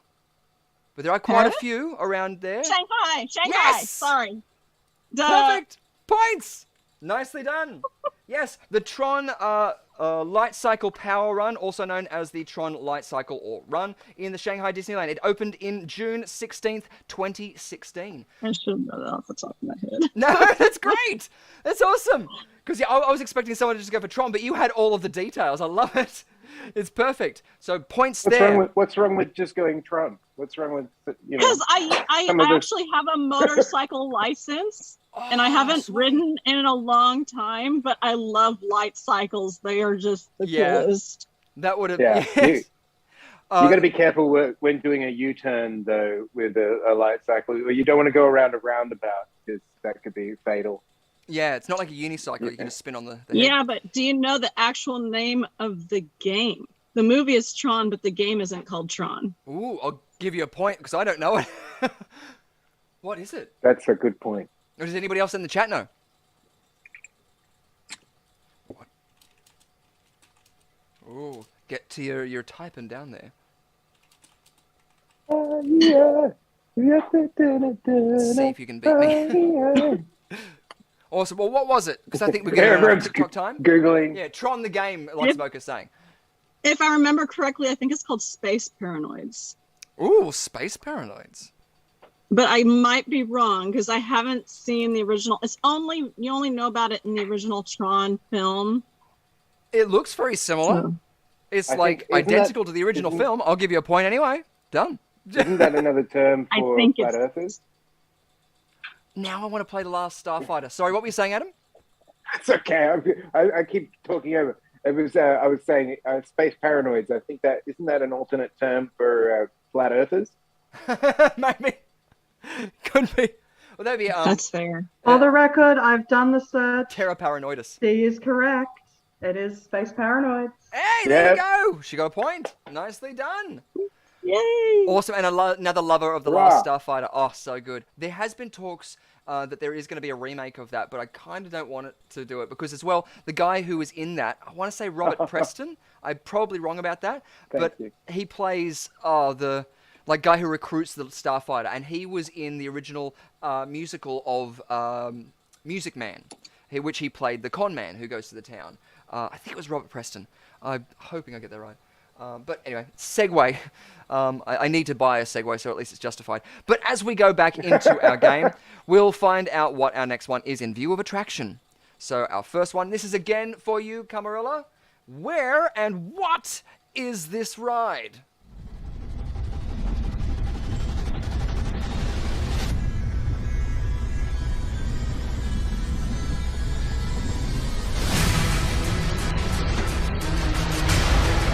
Added the Holy soundtrack crap. in there. Nice slender purple track. That looks like the Joker, Oh, it does. but I don't know where the ride is. I'm going to guess. Sorry. No, that's okay. What were you Maybe saying? because y'all are in Australia, maybe it's at Movie World. Ah, nice. Awesome. I'll give you a point for that. Yes. Good. You mentioned Joker. But we also have Six Flags parks out here, and they tend to do a lot of Warner Brothers references. And there's a lot of them. There's one in California called Six Flags Magic Mountain, but I don't think it's that one. But I haven't been there in a really long time. Yeah, and I've seen all of the advertisements for the Six Flags parks. I really want to go to them because their roller coasters look kick-ass. So, and we used to have Wonderland in Sydney, and they used to have a couple of large drop rides and those speed sort of rides. But unfortunately, we have to go up to Queensland because that's where all of the theme parks are, and they're all amazing. But kind of missing that sort of thing that you can. Is jump on Wonderland the a ride. Wet and Wild? Yeah, Wet and Wild's still up here, but that's not the same as a roller coaster. There's no. It's hard to theme, I guess, a water ride. No, you got to come to the Gold Coast for that, baby. That's it. Yeah, you got the best ones up there. You got Movie World, Hollywood on the Gold Coast. You got Sea World. You've got Wet and Wild, and you've also got Dream World as well up there. Yeah. So you got the 4 big theme parks up there, plus Dracula's as well, which is also a fantastic place up there. And the Pink Flamingo, for those of you who enjoy a little burlesque. Yes, for those of the adult variety. Is there also an Outback experience? The like, Outback like a- Spectacular, yes, that's Yeah, right yeah. next door to Movie World. And for those golfers among us, Top Golf as well. That's true. They've got a massive amount of golfing stuff up there. Yeah, it's really cool. It's a place to be, and the weather is just perfect. I don't know. I love the heat. So I'm always up to be in the sauna weather up there. Beautiful. So back into our Mikasa game. is Sukasa. You come up, you know you're welcome to stay here. Oh, thank you so much. You had to keep me off the theme parks. They'd be like they did that at Disneyland in Paris. I stuck around there, we like till the last call, and it was like almost them saying, "Please get the hell out of the park," you know. But that's the fun when they actually have to shuffle you out like you're debris. But we did say Movie World, Hollywood on the Gold Coast, Warner Brothers Movie World was correct for the theme park. What was the name of the ride? Oh, and really? yes, and the country. So it would be Australia. Yes. Australia, the Movie World. And I don't know the name of the ride, but I'm going to say Joker something Joker because it If looked it like helps, Joker's check face the and it was chat purple. because both Donovan and Gulfiends dropped it. Mm-hmm. Yeah, Gulfiends has got that there. Gulfiends has just done it. Because they're not. Joker's not a good Villains guy. Hyper Coaster. Yes. That's it. DC I'm going to go to rivals. Australia. Yes, Yes, that's it. and you know you're welcome to stay with me too. That's And it. Shadow. Yeah. And Shadow, yeah, he's And you can somewhere. hold my hand as we go on that Joker ride because Jesus Christ, the quick turns and the succession, putting that with the theme tune to it. I mean, that sounds like a real like fun ride. I really want to go on that one. It is the largest and now fastest roller coaster in the Southern Hemisphere. Really? Well, there you go. That's a perfect reason to get down under, if anything. Yeah. That's cool.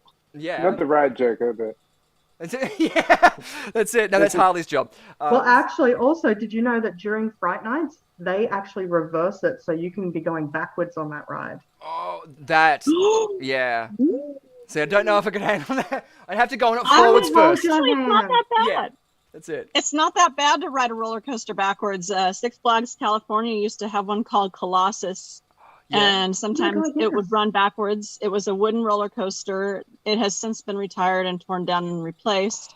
But like during the Six Flags Fright Fest, I think that's what it's called, they would actually run it in reverse. And it felt less scary to me because the drops didn't have the same point of Impact or increased, yeah, momentum. and it just didn't scare me as much as looking at the drop coming up. True. That's my favorite part. The anticipation before you round that top curve is just where it all goes to it. And then you just sort of go, The oh well. anticipation. Yeah, exactly. Anticipation. If it's raining, you'll be looking for the precipitation. Good stuff. So let's go back into it for our third one. That's our last one for you to get. And now we're going to mix it up a little bit. So now is the time for me to see if I can play with a little bit of technical prowess and see if you guys at home would have the ability actually to get in and do the same thing I'm about to try and do. So our next ride, all you got to do is tell me the name of the ride, the theme park it's from, and the country. Just before I do mention that, in fact, I will tell you, I think actually, yes, you said that the DC Rivals coaster came out on the 22nd of the 9th, 2017. I just want to quickly mention that out there if we haven't as well. Groovy! Okie dokie, here we go. Our last one for you. So this one, I'm going to see if I can play around with that a little bit. Nyah. As we go into this one, what is this one from? So this is what I'm going to try and do. See, this is a 360. So if you go onto YouTube, you can actually do this, guys. You can push around the camera and see what it is. You can see all the people up there, all the snotty kids, everything like that. Come back around. You can here. do VR too, I imagine. If it's Yes, 360, yeah, you can- exactly. It's made for VR. So yeah, you can get amongst that and do this. But I'll bring the sound up as well, just so we can really get immersed into it. And see. I just want to see if they're going to like crap themselves, really, as we go into this. Again, the precipitation. Now, the one thing about this is it's a wooden roller coaster, so that also might be a bit of a hint. The good thing about this point of view as well, it might let you know the landscape around it. You might be able to see if it's, built up city area or not, something like that. It's another roller coaster service there.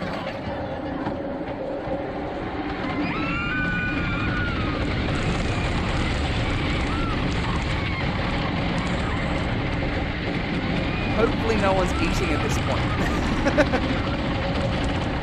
Let's check in on our yes in the cabin. Okay, they're having too much fun. That's not beautiful. Well, that could go on for like a quarter of an hour, but we'll cut that off there, and we'll see if you guys know what ride that could be. So, what's the ride? What's the theme park it's in? And what country? I'll even give you bonus points for the year. Oh, Yes. well. And this is our third one, so this is going for Camilla. I'll go for the Camilla, year sorry. 2017. You're just going to throw out 2017. Wrong, Adam, wrong! I'll tell you what, I'll give you a point for trying, but I'll take away 2 points for getting it wrong. Good. I'm going to say it's in the US. Yes? Camarilla got that point? Is it in the United States? Yes, it is. It's definitely not California. California's not that green. No, I don't know what state it is in, but I know that it's in the US. It is still a famous theme park, not as big as the main ones you'd be thinking of necessarily, but definitely famous. Busch Gardens? A little bit higher, I want to say, but got to save it for under the covers. No. What? No, no, Anheuser-Busch theme parks. No, it's not that one. Tampa, Florida? No. No. A good shout out though. Donovan might have it.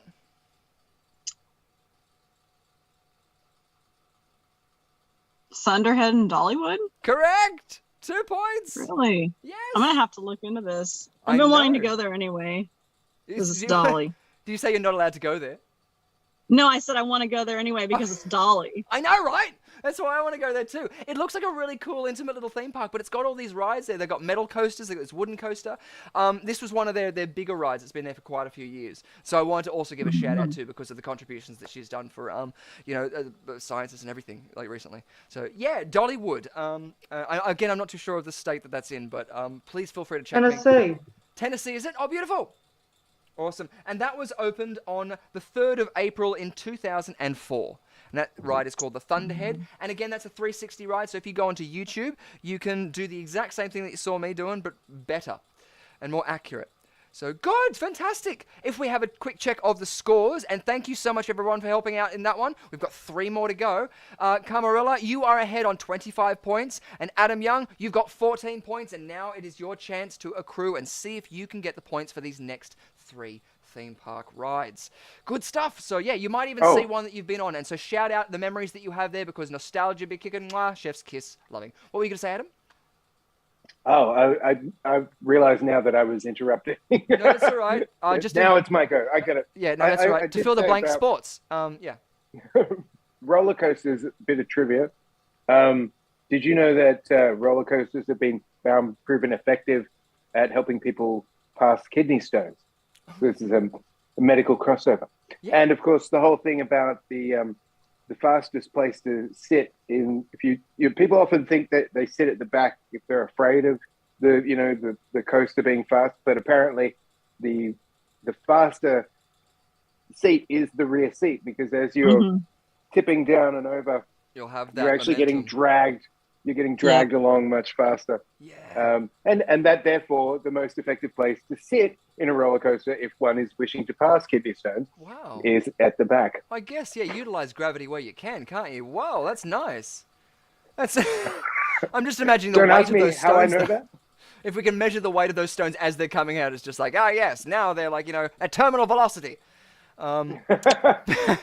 Just don't stand underneath it, I guess. That's the key. Beautiful stuff. So now it's your chance. So all of the points and yell them out. It's up for you to get them in our next game, View of Attraction. Here we go. And nice. So again, you might be au fait with seeing this. Oh, I already know Star what it Wars. is. No, I'll bring up the audio so that we can hear it. Oh!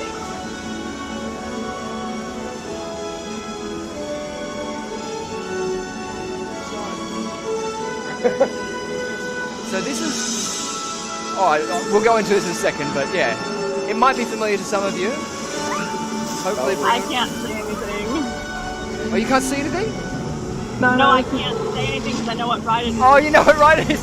Yes, you can save it and just go on this lovely nostalgia trip. Because I don't know if you've seen this reworking, but I haven't seen this one in the flesh. And it's something that, I really want to get amongst. You love the people's reactions up there. For those of you playing at home, the most story is not a dinosaur. Any ride that you get drenched in water, I absolutely adore. Beautiful. Well, let's turn down the audio and just bring it down to the background there. Leave that screen up as we continue this nostalgia, as we just go into it. So, yes, you think you know what it is? I know the what it property. is, but it takes turn. Oh, yes. Okay, we'll give it to Adam first. So, Adam? Yes. What like it to be?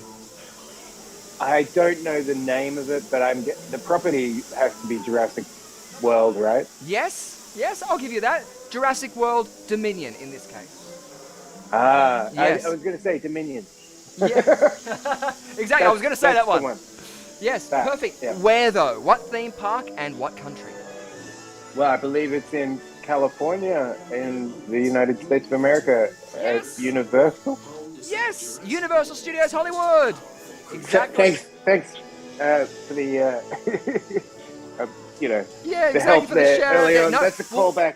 I wanted to, exactly make a quick mention because they have just had the Dominion coming out, or it's being released now, and so it's part of their new campaign of pushing the whole park again. It has been remodeled from being Jurassic Park to now being Jurassic World, and I don't want to show off too much of this ride because it really is a ride that you have to experience for yourself. Haven't had the Dominion experience, but the what you would see in this ride, and again, it's 360, so you can see it from every angle on YouTube, but it really doesn't give it justice. Some of the stuff in the third act of this ride is really, really cool. So, yeah, get amongst that whilst I bring the screen down. I'll pause that there. Good. Awesome, Fee. You got that there. Fantastic. Oh, wow. And that was released, what was it? Oh, I've got 3 dates written down here. No, that's right. The 12th of July 2019 was when Jurassic World Dominion. It said 12th of July 2019. That's it. Yeah. Exactly. You took it out of my mouth. Took the words right out of your mouth. Just because I was eating meatloaf. Oh, that has a different meaning now. Oh, no. I haven't been on the new Jurassic World version yet, but I've been on Jurassic Park a lot when it was the original Jurassic Park. Yes. Wasn't it so good? Especially that ending and stuff when they used to get drenched. Oh, No, yes. yes, I know. But yeah, but the new update looks really, really cool. And even, like, I can just imagine what the experience would be because they've used a lot of the negative, what I would say in a painting is negative space. So that would be the dark areas or the white areas that, just have nothing in it. They've filled those spaces, but all of it is themed correctly or in the way that just reinforces the experience. So there's never a dull moment. Sorry. No, you're right. Did you know that, if I remember correctly, because it's been a long time, Steven Spielberg had plans to make Jurassic Park the ride before making the film? Yeah, well, that was the rumor, exactly. And you could just imagine what those ideas that he would have had back then would have been. Just going... If you actually go on the studio tour, I hope it's still the same. The backlot tour, you drive past a lot of the old sets, and in the background, you'll see, just before you get, I think, to the plane debris area, there's a set of The Lost World where they go to and they have that raptor interaction and they're shutting the power off or something like that. And that's right in the background. I've always wanted to just run over into the background and go, ooh, hee, hee, like, dance around like an idiot. But yeah, you can still see that. And obviously on that same tour, you can see the Bates Motel, you can see the house. There's also actually a really good documentary, as another segue of going off too many tangents. There's a good documentary on YouTube about the house and how many times that house has actually changed. It's been multiple times been taken to and from the street area. They have multiple streets which they shoot on the back lot. And there was a different house. I can't remember. I want to say Leave It to Beaver. I think I'm wrong, but it was something else in that sort of an ilk, that it was a similar design of house, and they've just sort of Frankensteined up the back there. So it's always really interesting when you look at these sets. They've got so many stories in there. And yeah, Jaws. the last time I went on the studio tour, which was back in, I think, 2011, I actually corrected Norman Bates' attire. Wrong color jacket, wrong color pants, wrong color shirt. No wonder he charged the tram. Yes. I was going to say, but if he was trying to change a tire, I'd just say walk past. Don't interact with him. Yeah, you don't want to change a tire or be vulnerable in that position. But it wasn't the black and white version. Yes, exactly. Yeah, perfect. Good. So back into our game of View of Attraction. Our next ride is up for effect. And so, yeah, this is going to be our second last one. So let us know if you know what it is. It's going to be another point of view, so have fun. It's going to be quick, though.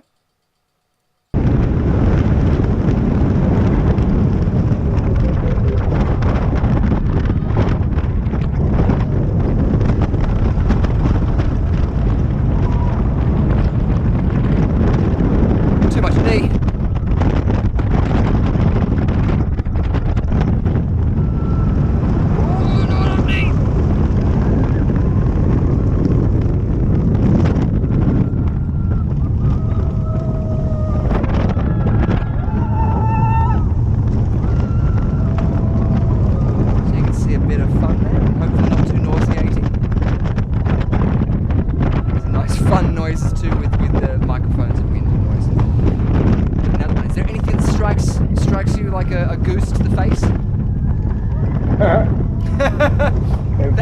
That point. I'll give you a point out of Good stuff. Well, we'll pause it there. Do you know Fabio claimed that that would probably happen again to someone, and yeah, it's now he set a precedent. Yeah. It never happened. Yeah.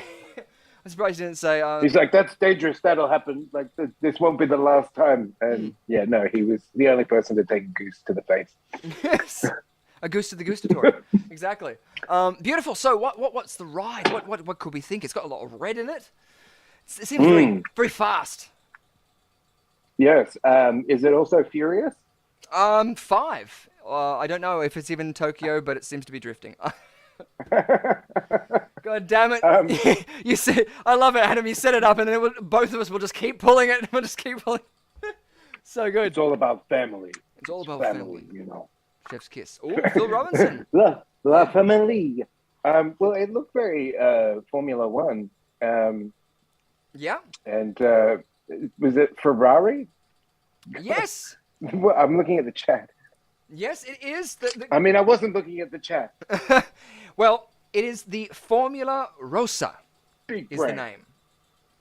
Formula Rossa. Yes, the test of the Formula Rossa. Yes. What's the theme park it's in though, and what's the place Oh, it's from? is it? I feel like it. This is probably wrong, but I feel like it's like a Dubai kind of thing, or an Emirates. I kind of want to give it to you for that. Looked Emirati. Yeah. Abu. So you're saying the country is the United Arab Abu Emirates? Dhabi. Yes, the Yes. Emirates, the United UAE. Yeah. Good. Abu Dhabi. Yes, Is it specifically Abu Dhabi. Yes. Abu Dhabi. Abu Dhabi. Specifically Abu Dhabi. Yes. Abracadabra. Now it opened on what is it? The 4th of the 11th in 2010. Wait, don't tell me. 2010. Yes, 20. Oh, exactly. It's you. So you're going to be great in Venkman Burn in Hell. So I'm going to give you a point even just for that ESP there, like that. What is the name of the theme park it's from, though? Oh, the greatest Emirates in the world. No, I honestly don't know. Other than to say. So we said Formula that- One. There's Oh, yeah. There's Is it a the- red theme. There's a specific Ferra- brand. Did we car say brand. Ferrari? I said. I Did say you? Ferrari? Did you didn't I? say in the combination of Ferrari and World though together? In which Oh, case, then you get the world. point. I mean, I Look wish at that. I wish you'd stop interrupting me. I was Yeah. just about to say Ferrari World. Exactly. Perfect. Oh, well, then you get that point. Beautiful stuff. Well, and we got one more to go because that was, of course, the Formula Rossa, the fastest ride in the world, ladies and gentlemen. Currently, or up to the research that I've done. So in the Doesn't past, that clock in at like 240 kilometers per hour, which equates to 149.1 miles per hour? yeah. Well, that's what I was looking at. I was just like Yeah. imagining this. What Like, you said. Jack Nicholson. Yeah. Like yeah. That's, You Yeah. wouldn't even need to put it. Otherwise, my next guess would have been that it was, that's Sylvester Stallone movie back in the day, Driven. You know, the one where they totally realistically drive a F1 car like just on a regular highway. Yeah. Like there's like a race, like one guy's driving his Formula One car, and he's like, "Screw this!" It's and like every leaves. Expendables movie. And they change. Yeah. And Bruce Willis the comes most- in, gets paid $6 million for one scene, going and then walks out. It's great. It's perfect. Our last round. We've got one more to go. So here we go into it for our last points of view of attraction. As I forget that I'm supposed to line something up, and here it is. Good stuff. Let's find out what this one is. This is not going to be one that moves around, I don't think. No, it is. Yes, fantastic. Double checking my source, and let's give it a go. Halfway through the ride, but give a shout out if you know what it could be. It might be familiar to you in an area that you might be one that you're excited about. This may be one none of us have been on.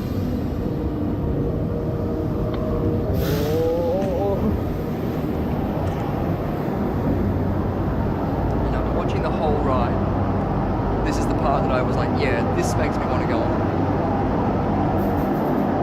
So we're just going to divulge in the dark for a second. Is this a 360 one? Unfortunately not, no.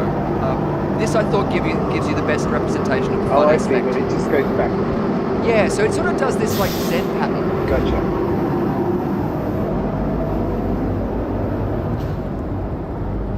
But this guy's reaction's quite good, too. So you can see the kind of boat that it's in, the theming of the area. It's very Viking-y, Yeah. very Norse. It doesn't necessarily look like a roller coaster so much as maybe a flume ride. Oh, bless you. Thank you. A flume. A flume! I gotta get my shot. I've got the flume. Here we go. Oh, God. Whoa! drenched. Look at all that water. And then look at this. How cool's that? And then look, more water. Like this is like there was a ride at called Bermuda Triangle at SeaWorld, which this reminds me of. So yeah, if we come back to that, does anybody know what that ride could be? I was going to say I have no idea. It looks like Norse. Yeah. The Norse, like or Nordic. What would you call it? Like Nordic. The like Norse Vikings, people, the Vikings. Yep. Vikings. Yeah. Yeah. Very floomy. If you're doing a floomy type thing, they might be going on a journey. I don't know if it was the River of Styx sort of tie in that necessarily, but it might be there. Who was the journey to guy? another? Journey to another. Or that world? place being. Oh, Helheim? No. Or Valheim? No, wait. Anybody in the chat want to help out there? Oh. Yeah. Valhalla. Yes, Valhalla points. So yes. Hey. Now the theme park. Now probably won't get this, but if there is anybody, now pick the country. So we've had the US, we've had Australia, we've had in Abu the continent Dhabi. of Europe. So it could be somewhere in Europe or greater than, or Greater no than longer in. Great Britain. Yes. The UK. So yes, the UK. Good. Ah. So It's in, what is a theme park that it England? could be there? If anyone knows of a theme park that is there, this is a ride that has that was closed down, I think, in 2019, but it was opened on the 22nd of the 9th, the 14th of June, 2000, and it was closed down in 2019. Due to be reopened around the time of the lockdowns, but due to COVID and the lockdowns, they had to keep it closed. But this year it's reopening, and from what I've looked at, it is open now. So it's open at what theme park? No, not Longleaf. No, but you did mention it before, Phil. You did mention it Not before. Legoland. No, not Legoland. But awesome shout out, yes. It's not an Origins like Valhalla Harry Potter kind of. There's a lot of spin-offs to Harry Potter right now, so like it's not Assassin's Creed Harry Potter Valhalla. No. So it is. Yes, Phil's got it. Blackpool. Yes, Blackpool? the Blackpool Pleasure Beach. That's right. Oh. I know. Wow. I know, salacious and scandally clad. But yes, it's one of the big theme parks over in the UK, and they not only have this ride that is coming, being re-released after being closed for so long, but they also have a new addition to their Icon ride. I think it's called Icon. There's two names for it, and they're adding a spin cart to the back of their normal carts of the roller coaster. So yeah, so at the back of it, I haven't got video of it. I know, right? I'll see if actually I can punch it up now. Is it what it sounds like? Hopefully. I don't know. I don't listen to myself half the time, so I don't even know what it said. Let me look up. I'll give you visual stimulus. You said a spin cart? Yeah, so it rotates 360. Jeez and crow. I know, right? I'll see if I can What find the it. Jiminy Christmas. and yes. Spinning. Burt Bacharach. Burt Bacharach. Oh, that's so good. Last week we said what the world needs now is love, sweet loves. That's so good. So this might be an advertisement for it, hopefully. The world needs love. Sweet loves. So from Mack Rides. There you go, and Austin Powers. Rides. So yeah, you can see this is the new compartment that they're sticking onto the back of it. Yeah, it's a free rotating one, so it's not going to go like a bubble around, but it will rotate the car. So yeah, you'll spin like this all the way around and just be at the back of all of these cars. But it seems like it's going to be a really fun new experience. So yeah, that's another new addition. So if you are in the Blackpool region, and that's that guy, if you are in the Blackpool region, get on out and see it because that's a lot of fun.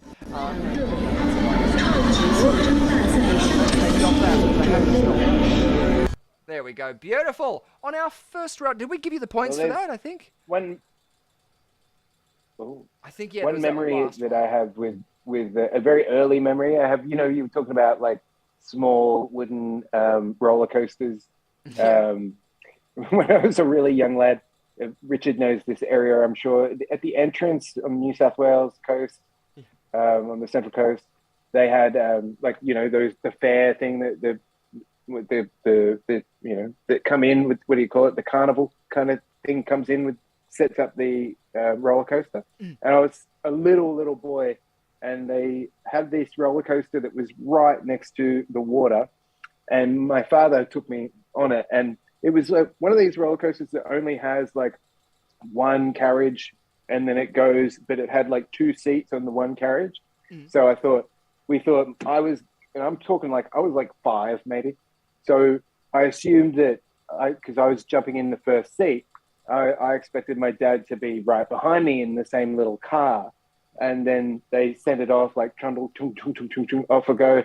And I look around. This is my first ever roller coaster experience. I look back for the reassurance of my father, like, and I see him standing on the platform, like disappearing as I'm leaving. And because he thought like he was going to get on the same one, but they put him on the next one. And so he was trying to like give me emotional support from a distance slowly. Like, and I'm going, ah! Yes.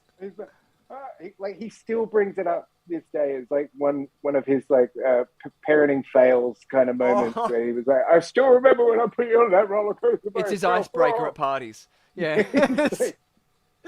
Anyway. No, it was reminding me of that like iconic scene that like, you know, they took off in Flying High, where, you know, it's seeing a girl off on a train. And it's like, goodbye, here's my watch. Like, you know, that's the thing of going off to war. Great stuff. Beautiful. Well, we're now going to go into our regular game. If we check up on the scores, we do have both of you tied again on 25 points. So, let's going to see, because now we have the chance at losing points. Oh, yes. In our next game, it's 2 points on for a correct answer, 2 points off for an incorrect answer, because now we're going to play that game from Ghostbusters, Venkman, Burn in Hell. Oh, no.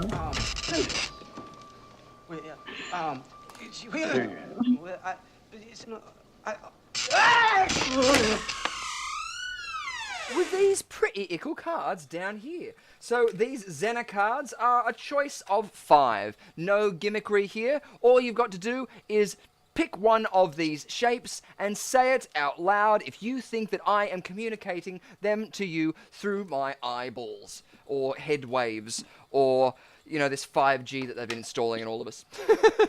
Anyway, we've got the green star, we've got the black box, we've got the blue wavy lines, we've got the red cross, and we've got the yellow star.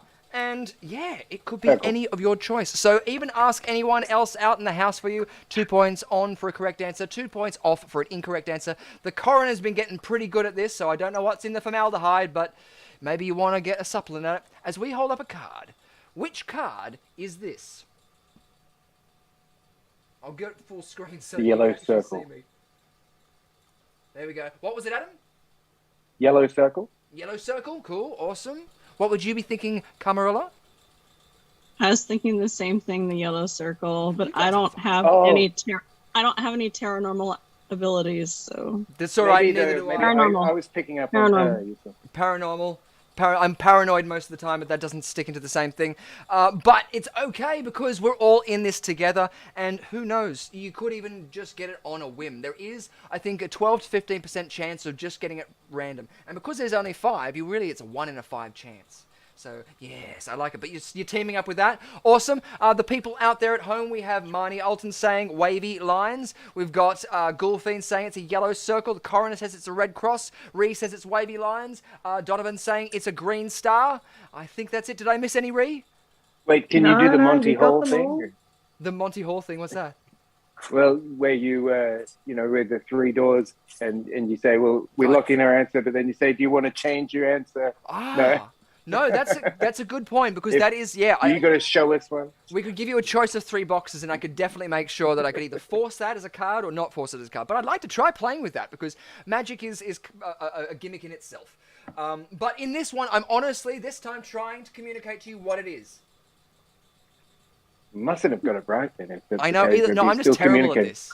I'm just really bad at this. The square. I would thought the square before you even pulled them out, but you know. Beautiful. Okay, so are you going to stick with yours or are you going to change it? Because if you both go for it, you're sort of doubling down. If you're wrong, you both have the chance of losing on it. Or if you're both right, you could win the chance. But if you go for a 50-50, it could open it up.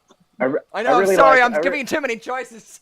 Why don't we? I'll stick with what I said. Gut stick instinct. with the circle. If stick there with is the anything, circle. if there's anything that we've learnt from Darren Brown in a choice situation like this, go with your gut instinct. Yeah? And as you said, Adam, if you're ever given the choice to change, change. So those are the two rules with anything. Especially if it's an ultimatum given to you by a partner. Yeah, if there's a knife to... Well, it's like, you've got to... Look, I'm sick of this. You're coming home late every night. Yeah. Smelling of alcohol. In that Change case, or I'm always out have of a here. contingency. Beautiful. So just to be clear, what was it, Adam? You said it was a...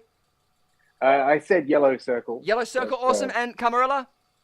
Yellow circle. Beautiful stuff. Well, but it's probably a square. It was something that Adam should have stuck with his gut for with a black box.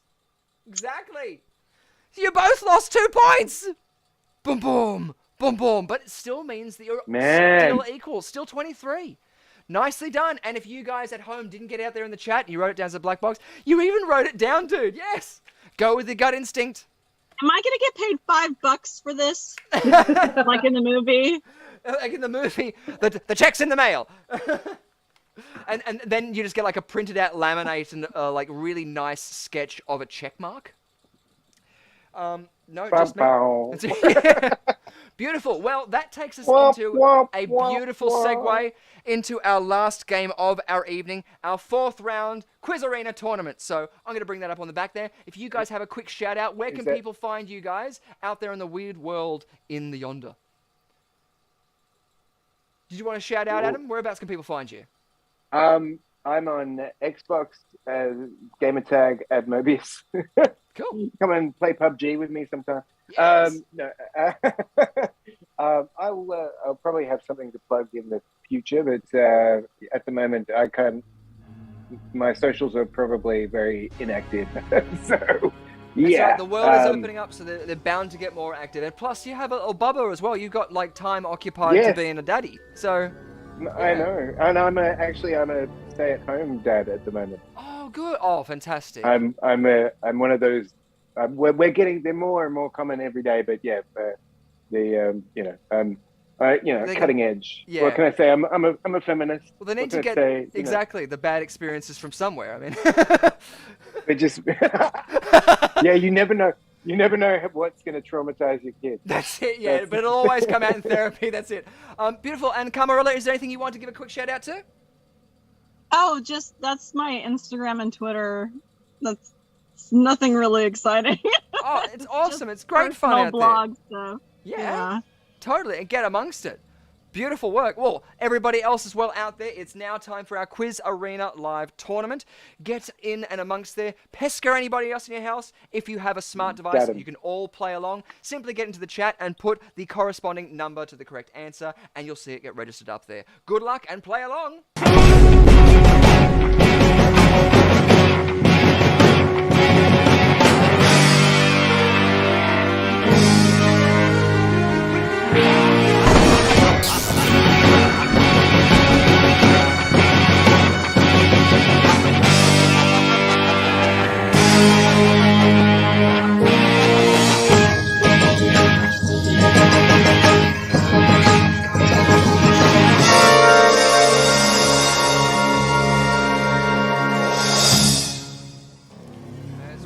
Up with 10 seconds left to our first question in our Quiz Arena Live tournament.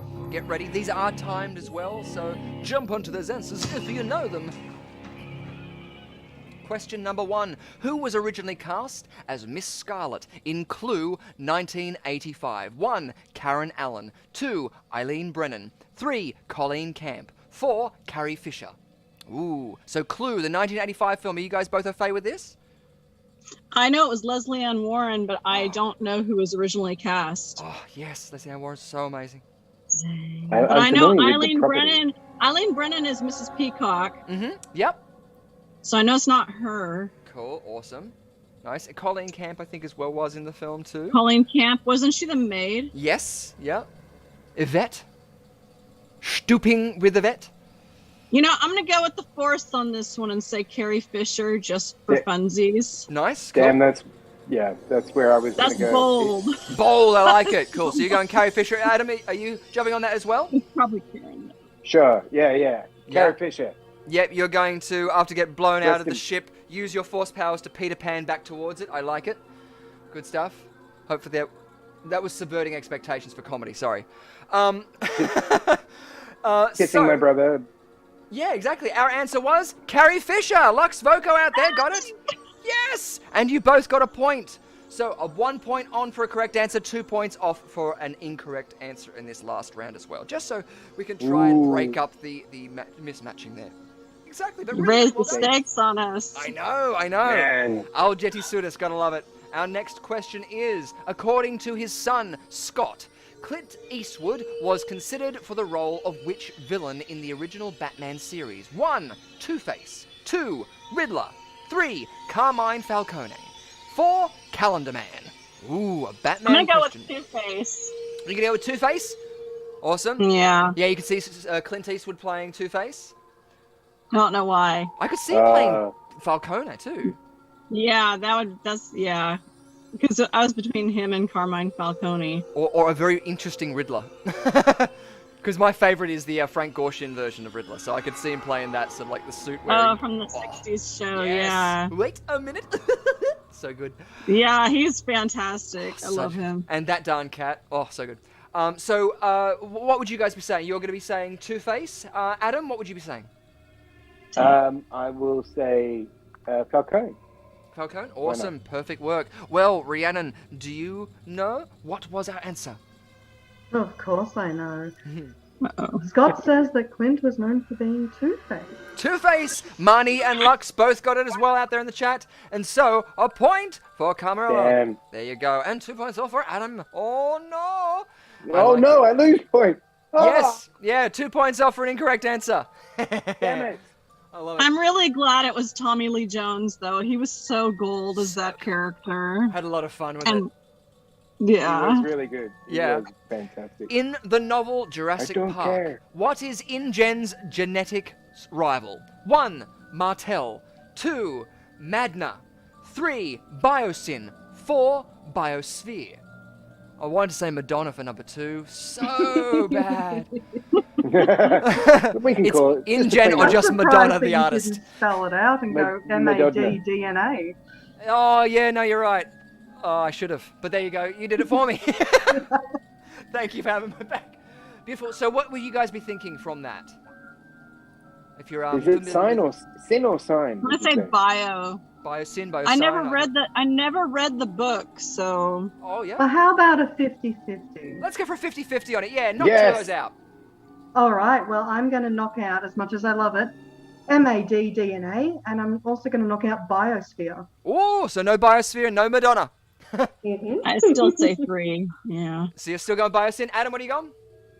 Biosin. Yes, Fine. awesome. You both got a point. I'll give it to you because I feel like that was honest. Lux and Phil both got that too. Nicely done. Awesome. And Marnie going for Madonna out there, I know. Oh, so good. Now I want to see A League of Their Own. Dick Tracy. Oh, and Dick Tracy too. Yes. Beautiful. Rosie, And Rosie next question. O'Donnell. Is The Evita. Veronica Mars That's movie fantastic. in 2014 smashed their Kickstarter goal of $2 million.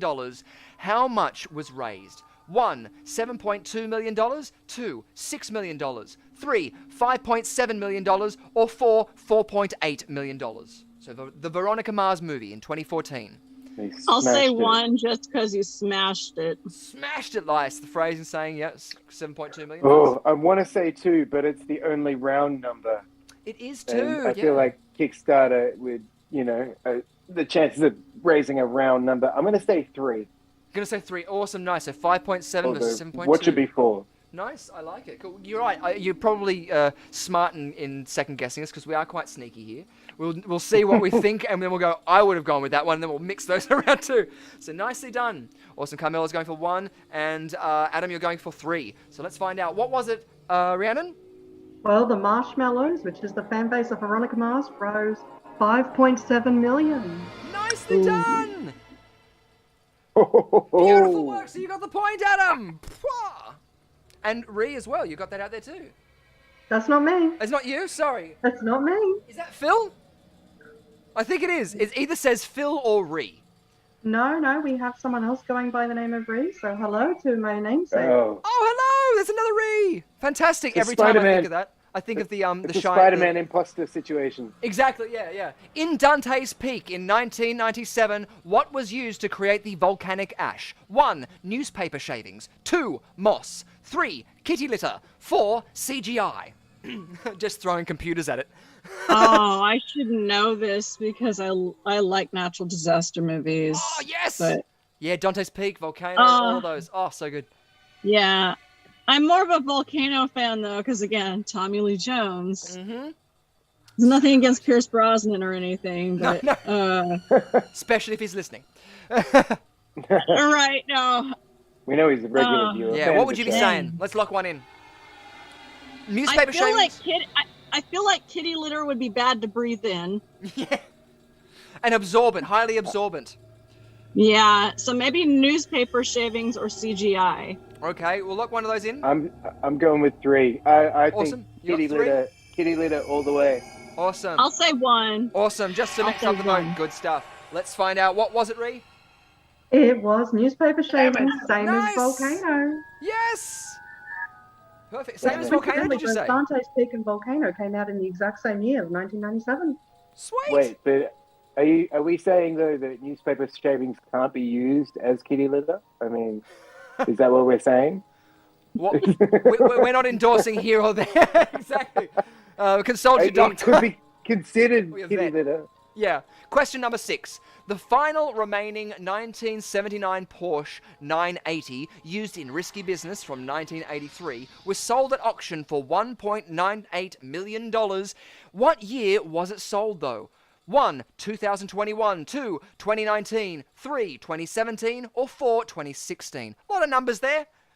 A lot of numbers. So was it What can I 2021? say? Porsche, 2019? there is no substitute. Yes, there is no substitute. Sorry, Ferrari World.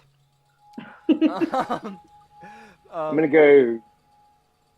Yeah. What were the options again? So we got 2001, 2019, 2017, or 2016. I'll go 2. I want to go 3, but I'll go 2. Awesome. So you're 2, saying 2. 2019. Yeah. Love to say it was a good year, but it was a good year for Two Paddocks wine. That was the year that the paddock came out, the Riesling. It's absolutely delicious.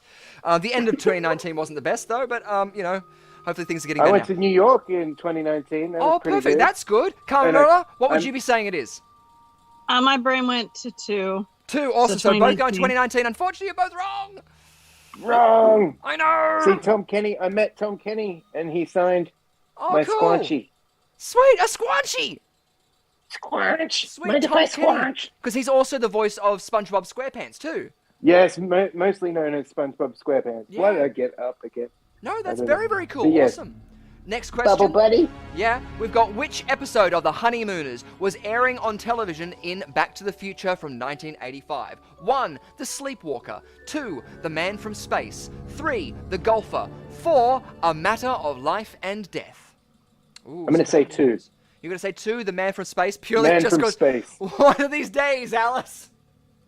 Is that To why? the moon. To the moon, Alice. Yeah. It was a different time. I think it's the Man from Space because of I'm just guessing that because he got his inspiration from somewhere to do the whole when he put the headphones on his father and wore the weird suit. But Okay, I cool. don't know. That could be a So you're saying misdirect. Man from Space, number 2? Yes. Cool, awesome. What would you be saying, Camarilla? I'd have to say the space one 2 as well because he did he was into science fiction and True. McFly was so. That's a good point. McFly. See, that's what's so good about production design. When you have someone who's going, we need something on this TV. Yep, and they're going, well, he's into sci-fi, so we'll do the sci-fi episode of The Honeymooners. Everyone's seen The Honeymooners. Everyone, what was it, Marnie and Lux got that out there, Man from Space, so nicely done. And here's a both- fun fact for you. The episode that should have aired during the time Marty was back in time was actually The Sleepwalker. The Man from Space episode aired on New Year's Eve. Cool, awesome. So all of those in there were relevant. Beautiful stuff. Question number 8. How many lines of dialogue does Arnold Schwarzenegger have in The Terminator from 1984? 1, 26, 2, 24, 3, 14, or 4, 12? I'm gonna say 4 because in the original Terminator, he was the antagonist. He wasn't the good guy, so he wasn't with Sarah Connor the whole time. Good call. I like it. You got on the sneaky. I like it. So yes, so you're saying because he was the antagonist that he most likely had fewer lines. Beautiful. Are you going to concur with that statement over there, Adam? Or are Give you me gonna... your clothes, your motorcycle. Okay, again. Look, if you want to win, there's other ways to do it. your clothes, your boots, your motorcycle. So what's your answer going to be, Adam? I'm going to say 14. 14. Beautiful stuff. So we're locking 3. in 4 and 3. Beautiful stuff. Fantastic. Well, what was our answer, Rhiannon? He had 14 lines of dialogue in The Terminator. Hey, Nice. So close. I'll be back. Yes, and I'll be Mozart. Beautiful And stuff. I'll be Beethoven. Ree got that one out there as well, so nicely done. 14 lines of dialogue, so beautiful. You had the right idea, Camarilla, because I would have done the same thing. I would have gone, yeah, few lines, and then Rhiannon's gone, yeah, that's what I would have done. So she's clever. She's a good one. Yes, and there we go. Lux Voco also wanting your Gucci bag as well. Our penultimate question now coming up. Question number 9.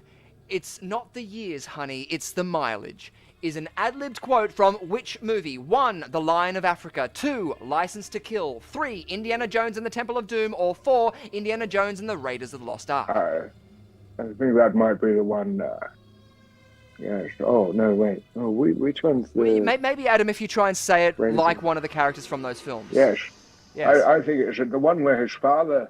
Indiana was the dog. None of them are the ones...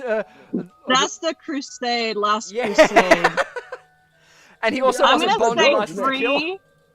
Yeah, you're I'm gonna gonna say 3 because it sounds like his blonde female companion being a sass mouth. Yes. I can't remember her name though. Winnie. That's right. That's right, Winnie. Good. I'm glad you said it's right because I was just like, I hope otherwise I'm just having Winnie the Pooh references going over my head. But I think you're right there. Adam, which one would you be locking in? I'm going to say the same. I'm going to Temple do of what I Doom did all the in way? high school, Matt, and copy the person next to me. Oh, Awesome. such a Unfortunately, I was shame. wrong. Kidding. Yes. Raiders of the Lost Ark. Dang it! I mean, sorry, I did knew you it not say was the Raiders Indiana of the Lost Ark? Jones. It was an ad-lib line from Harrison Ford himself. Nice. Oh, Unfortunately. that's right. Now I can hear it. Lux We were Voco got close. it We knew it was Indy. We knew it was Indy. though. Exactly. Indiana At least it was the wasn't the dog's fourth name. one. In The Labyrinth, our last question, 1986. What is the name of the giant robot that guards the gates of the Goblin City? 1, Voltron. 2, Humongous. 3, Gundam. 4, Amuro Ray. I didn't even know there was a robot. I'm so distracted by all the fantastical creatures and characters. I'm gonna say 3. You can say I'm gonna 3, say Gundam. 2. Nice. No, Awesome. yeah. You're I'm- going to do the it- same? yeah. You're going to cheat? No, 2. 2, awesome. Two. You're going to say Humongous? Humongous. Yeah, what was That's Humongous. probably what it is. Humongous? No. I don't know. I've read too many things for that to make sense Because anymore. Voltron is my childhood from the 80s, and Gundam is Japanese robots, and I'm just thinking the this. fourth one is... Oh, that's Gangnam. Oh, wrong. Sorry. Gangnam. My bad. Beautiful. Well, what is our answer, Rhiannon? It is humongous. Come on. I should have known this. That's I what should she have known said. this. My friends are gonna kick my butt. Nicely done. So that was Adam got that point, didn't he? Yes. Yes. Yes. Nicely done. Beautiful. Or on our well, let's have a gander up there, and we'll find out at home who else has come first on our leaderboard, our QUIZarena leaderboard. Really, really cool. I didn't even know it had a name. I remember distinctly, and every time it comes out, I'm like, I forgot about this guy, but yes. How is it that I've only watched it once and I knew it had a name? Well, it is humongous. Oh, no. Yes. So coming in Anyway, third on our QUIZarena leaderboard, we have Marnie Alton with 2 correct answers. Coming in second, we have Ree with 3 correct answers. And coming in first, we have Lux Voco with 5 correct answers. Congratulations, guys. Woo! Yay! Beautiful stuff. And if we look at our leaderboard as well, as I don't know why it's doing this, but we're going to do that and reset it. So we've got Camarilla Rose on 18 points and Adam Young on 22 points. Nicely done. Hey! So close. So close. Damn! But it's all right. What? There's always a chance to come back and play when we do this in the physical real world, because trust me, if we can have a pub and we're enjoying ourselves this much, who knows the kind of fun we could have with a beer in our hand, you know? Beautiful stuff, and congratulations everyone out there in the chat. Thank you, Lux Foco, sharing around all of the love, and everybody else out there for all of the help that you've given to our amazing guests tonight. So thank you guys too for playing along. Hope you've had fun. I do just want to make a quick shout out before we go, because one of the things that we have been following out there is Dracula's. Up in Queensland, there is a fantastic sort of like little themed restaurant-y type area. It has a whole bunch of attractions and stuff, but it's called Dracula's. It's got a cabaret show that's running there, and they've got some awesome things. A friend of mine is one of the aerial artists there, and she posted up something on her Instagram recently in a tissue routine that she did, and it's awesome. And I just wanted to show you guys what it is, because it's kick-ass. So here we go. Oh, come on. Thank you.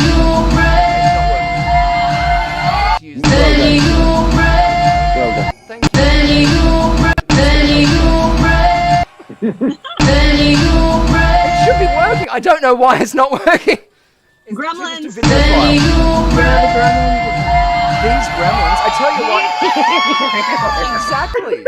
Yeah, like in the past week, there's been a Windows update that's just like messed with one of my drives. So we're lucky we've gone this far. But I just thought out how to do it, because every time I'm like clicking on it, it's really strange. Microsoft Windows. No, Microsoft Windows. There we go. There you go. So Here we go. yes. So that's her doing a tissue drop routine. So that is also in a crucifix sort of position. It's usually done on that sort of like angle and things. But it's also, yeah, physics, leverage. There's a lot of stuff that's happening in that. It's pretty cool. So if you guys are Queensland, or if you're planning to check out Dracula's Cabaret, because this show is running at this time. And that is Hayley. Check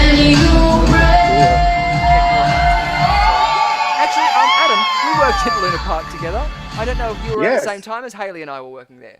Because we were clowns, we were blipping and twerping around. Blipping and blip and bop, blip and twerp. Yes, yeah. Big boy clans with Ms. who's now become a bit of a household name, Tanya Hennessy.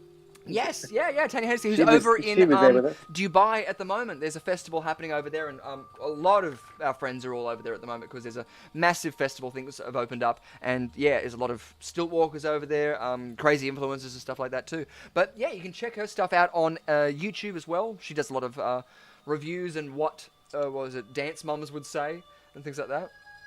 So check. Oh, great! I'd love an Earl Grey. Thank you so much. But just before as well, we do go. Unfortunately, it's a hectic time in all of our worlds, as I'm sure that your worlds are just the same. But we're hoping to spread that unity and that love around there to everybody. But unfortunately, our regular segment of Under the Covers for Patreon subscribers that would usually be taking place after this Quiz Arena Live every Thursday, we won't be able to do this week just because I have to run down to Melbourne. But next week we'll be up and running again, and we will be doing our raunchy reviews on that one. So I haven't seen it yet, but Ree, I'm sure you've seen it, and if you've done your homework, you would have seen it. So you'd be probably very angry at me at the fact that we can't do it. So.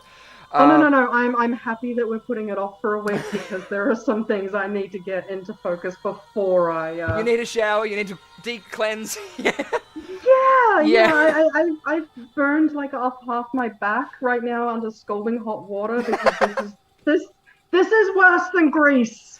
Oh no! Oh my god! The claims tonight. Okay, well now, yeah, I'll have my homework cut out for me on my journeys. Sweet. So yes, put it this way, I may actually break out the Harley Quinn next week just to save us. Oh look, we don't want to push you. We want you to rest your voice as well. But I'm sure our fans out there would go gaga for that. But we want to respect it as well. This is what she does for a living. She's not only an erotic writer, but she is also a voiceover artist. So she needs her voice because that's her job.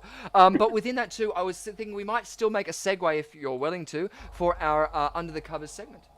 Absolutely. Ooh. I'm always happy to get the girls out. Yeah. What happens under the covers doesn't always stay under the covers. Join QUIZarenaLIVE host Richard Lovegrove and erotic author Rhiannon Elizabeth Irons for a night of debauchery, as they give in to dark desires.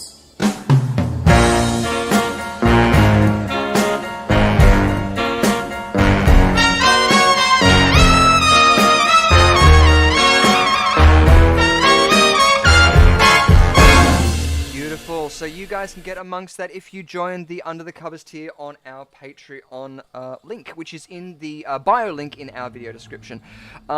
Thank you guys so much for joining us this week. Camarilla, you are more than welcome to come back in the future. We would love to have you as a guest again. Same Thank for you. Yes, anytime. We would love as well if we could ever get over into your area to meet you and say thank you personally.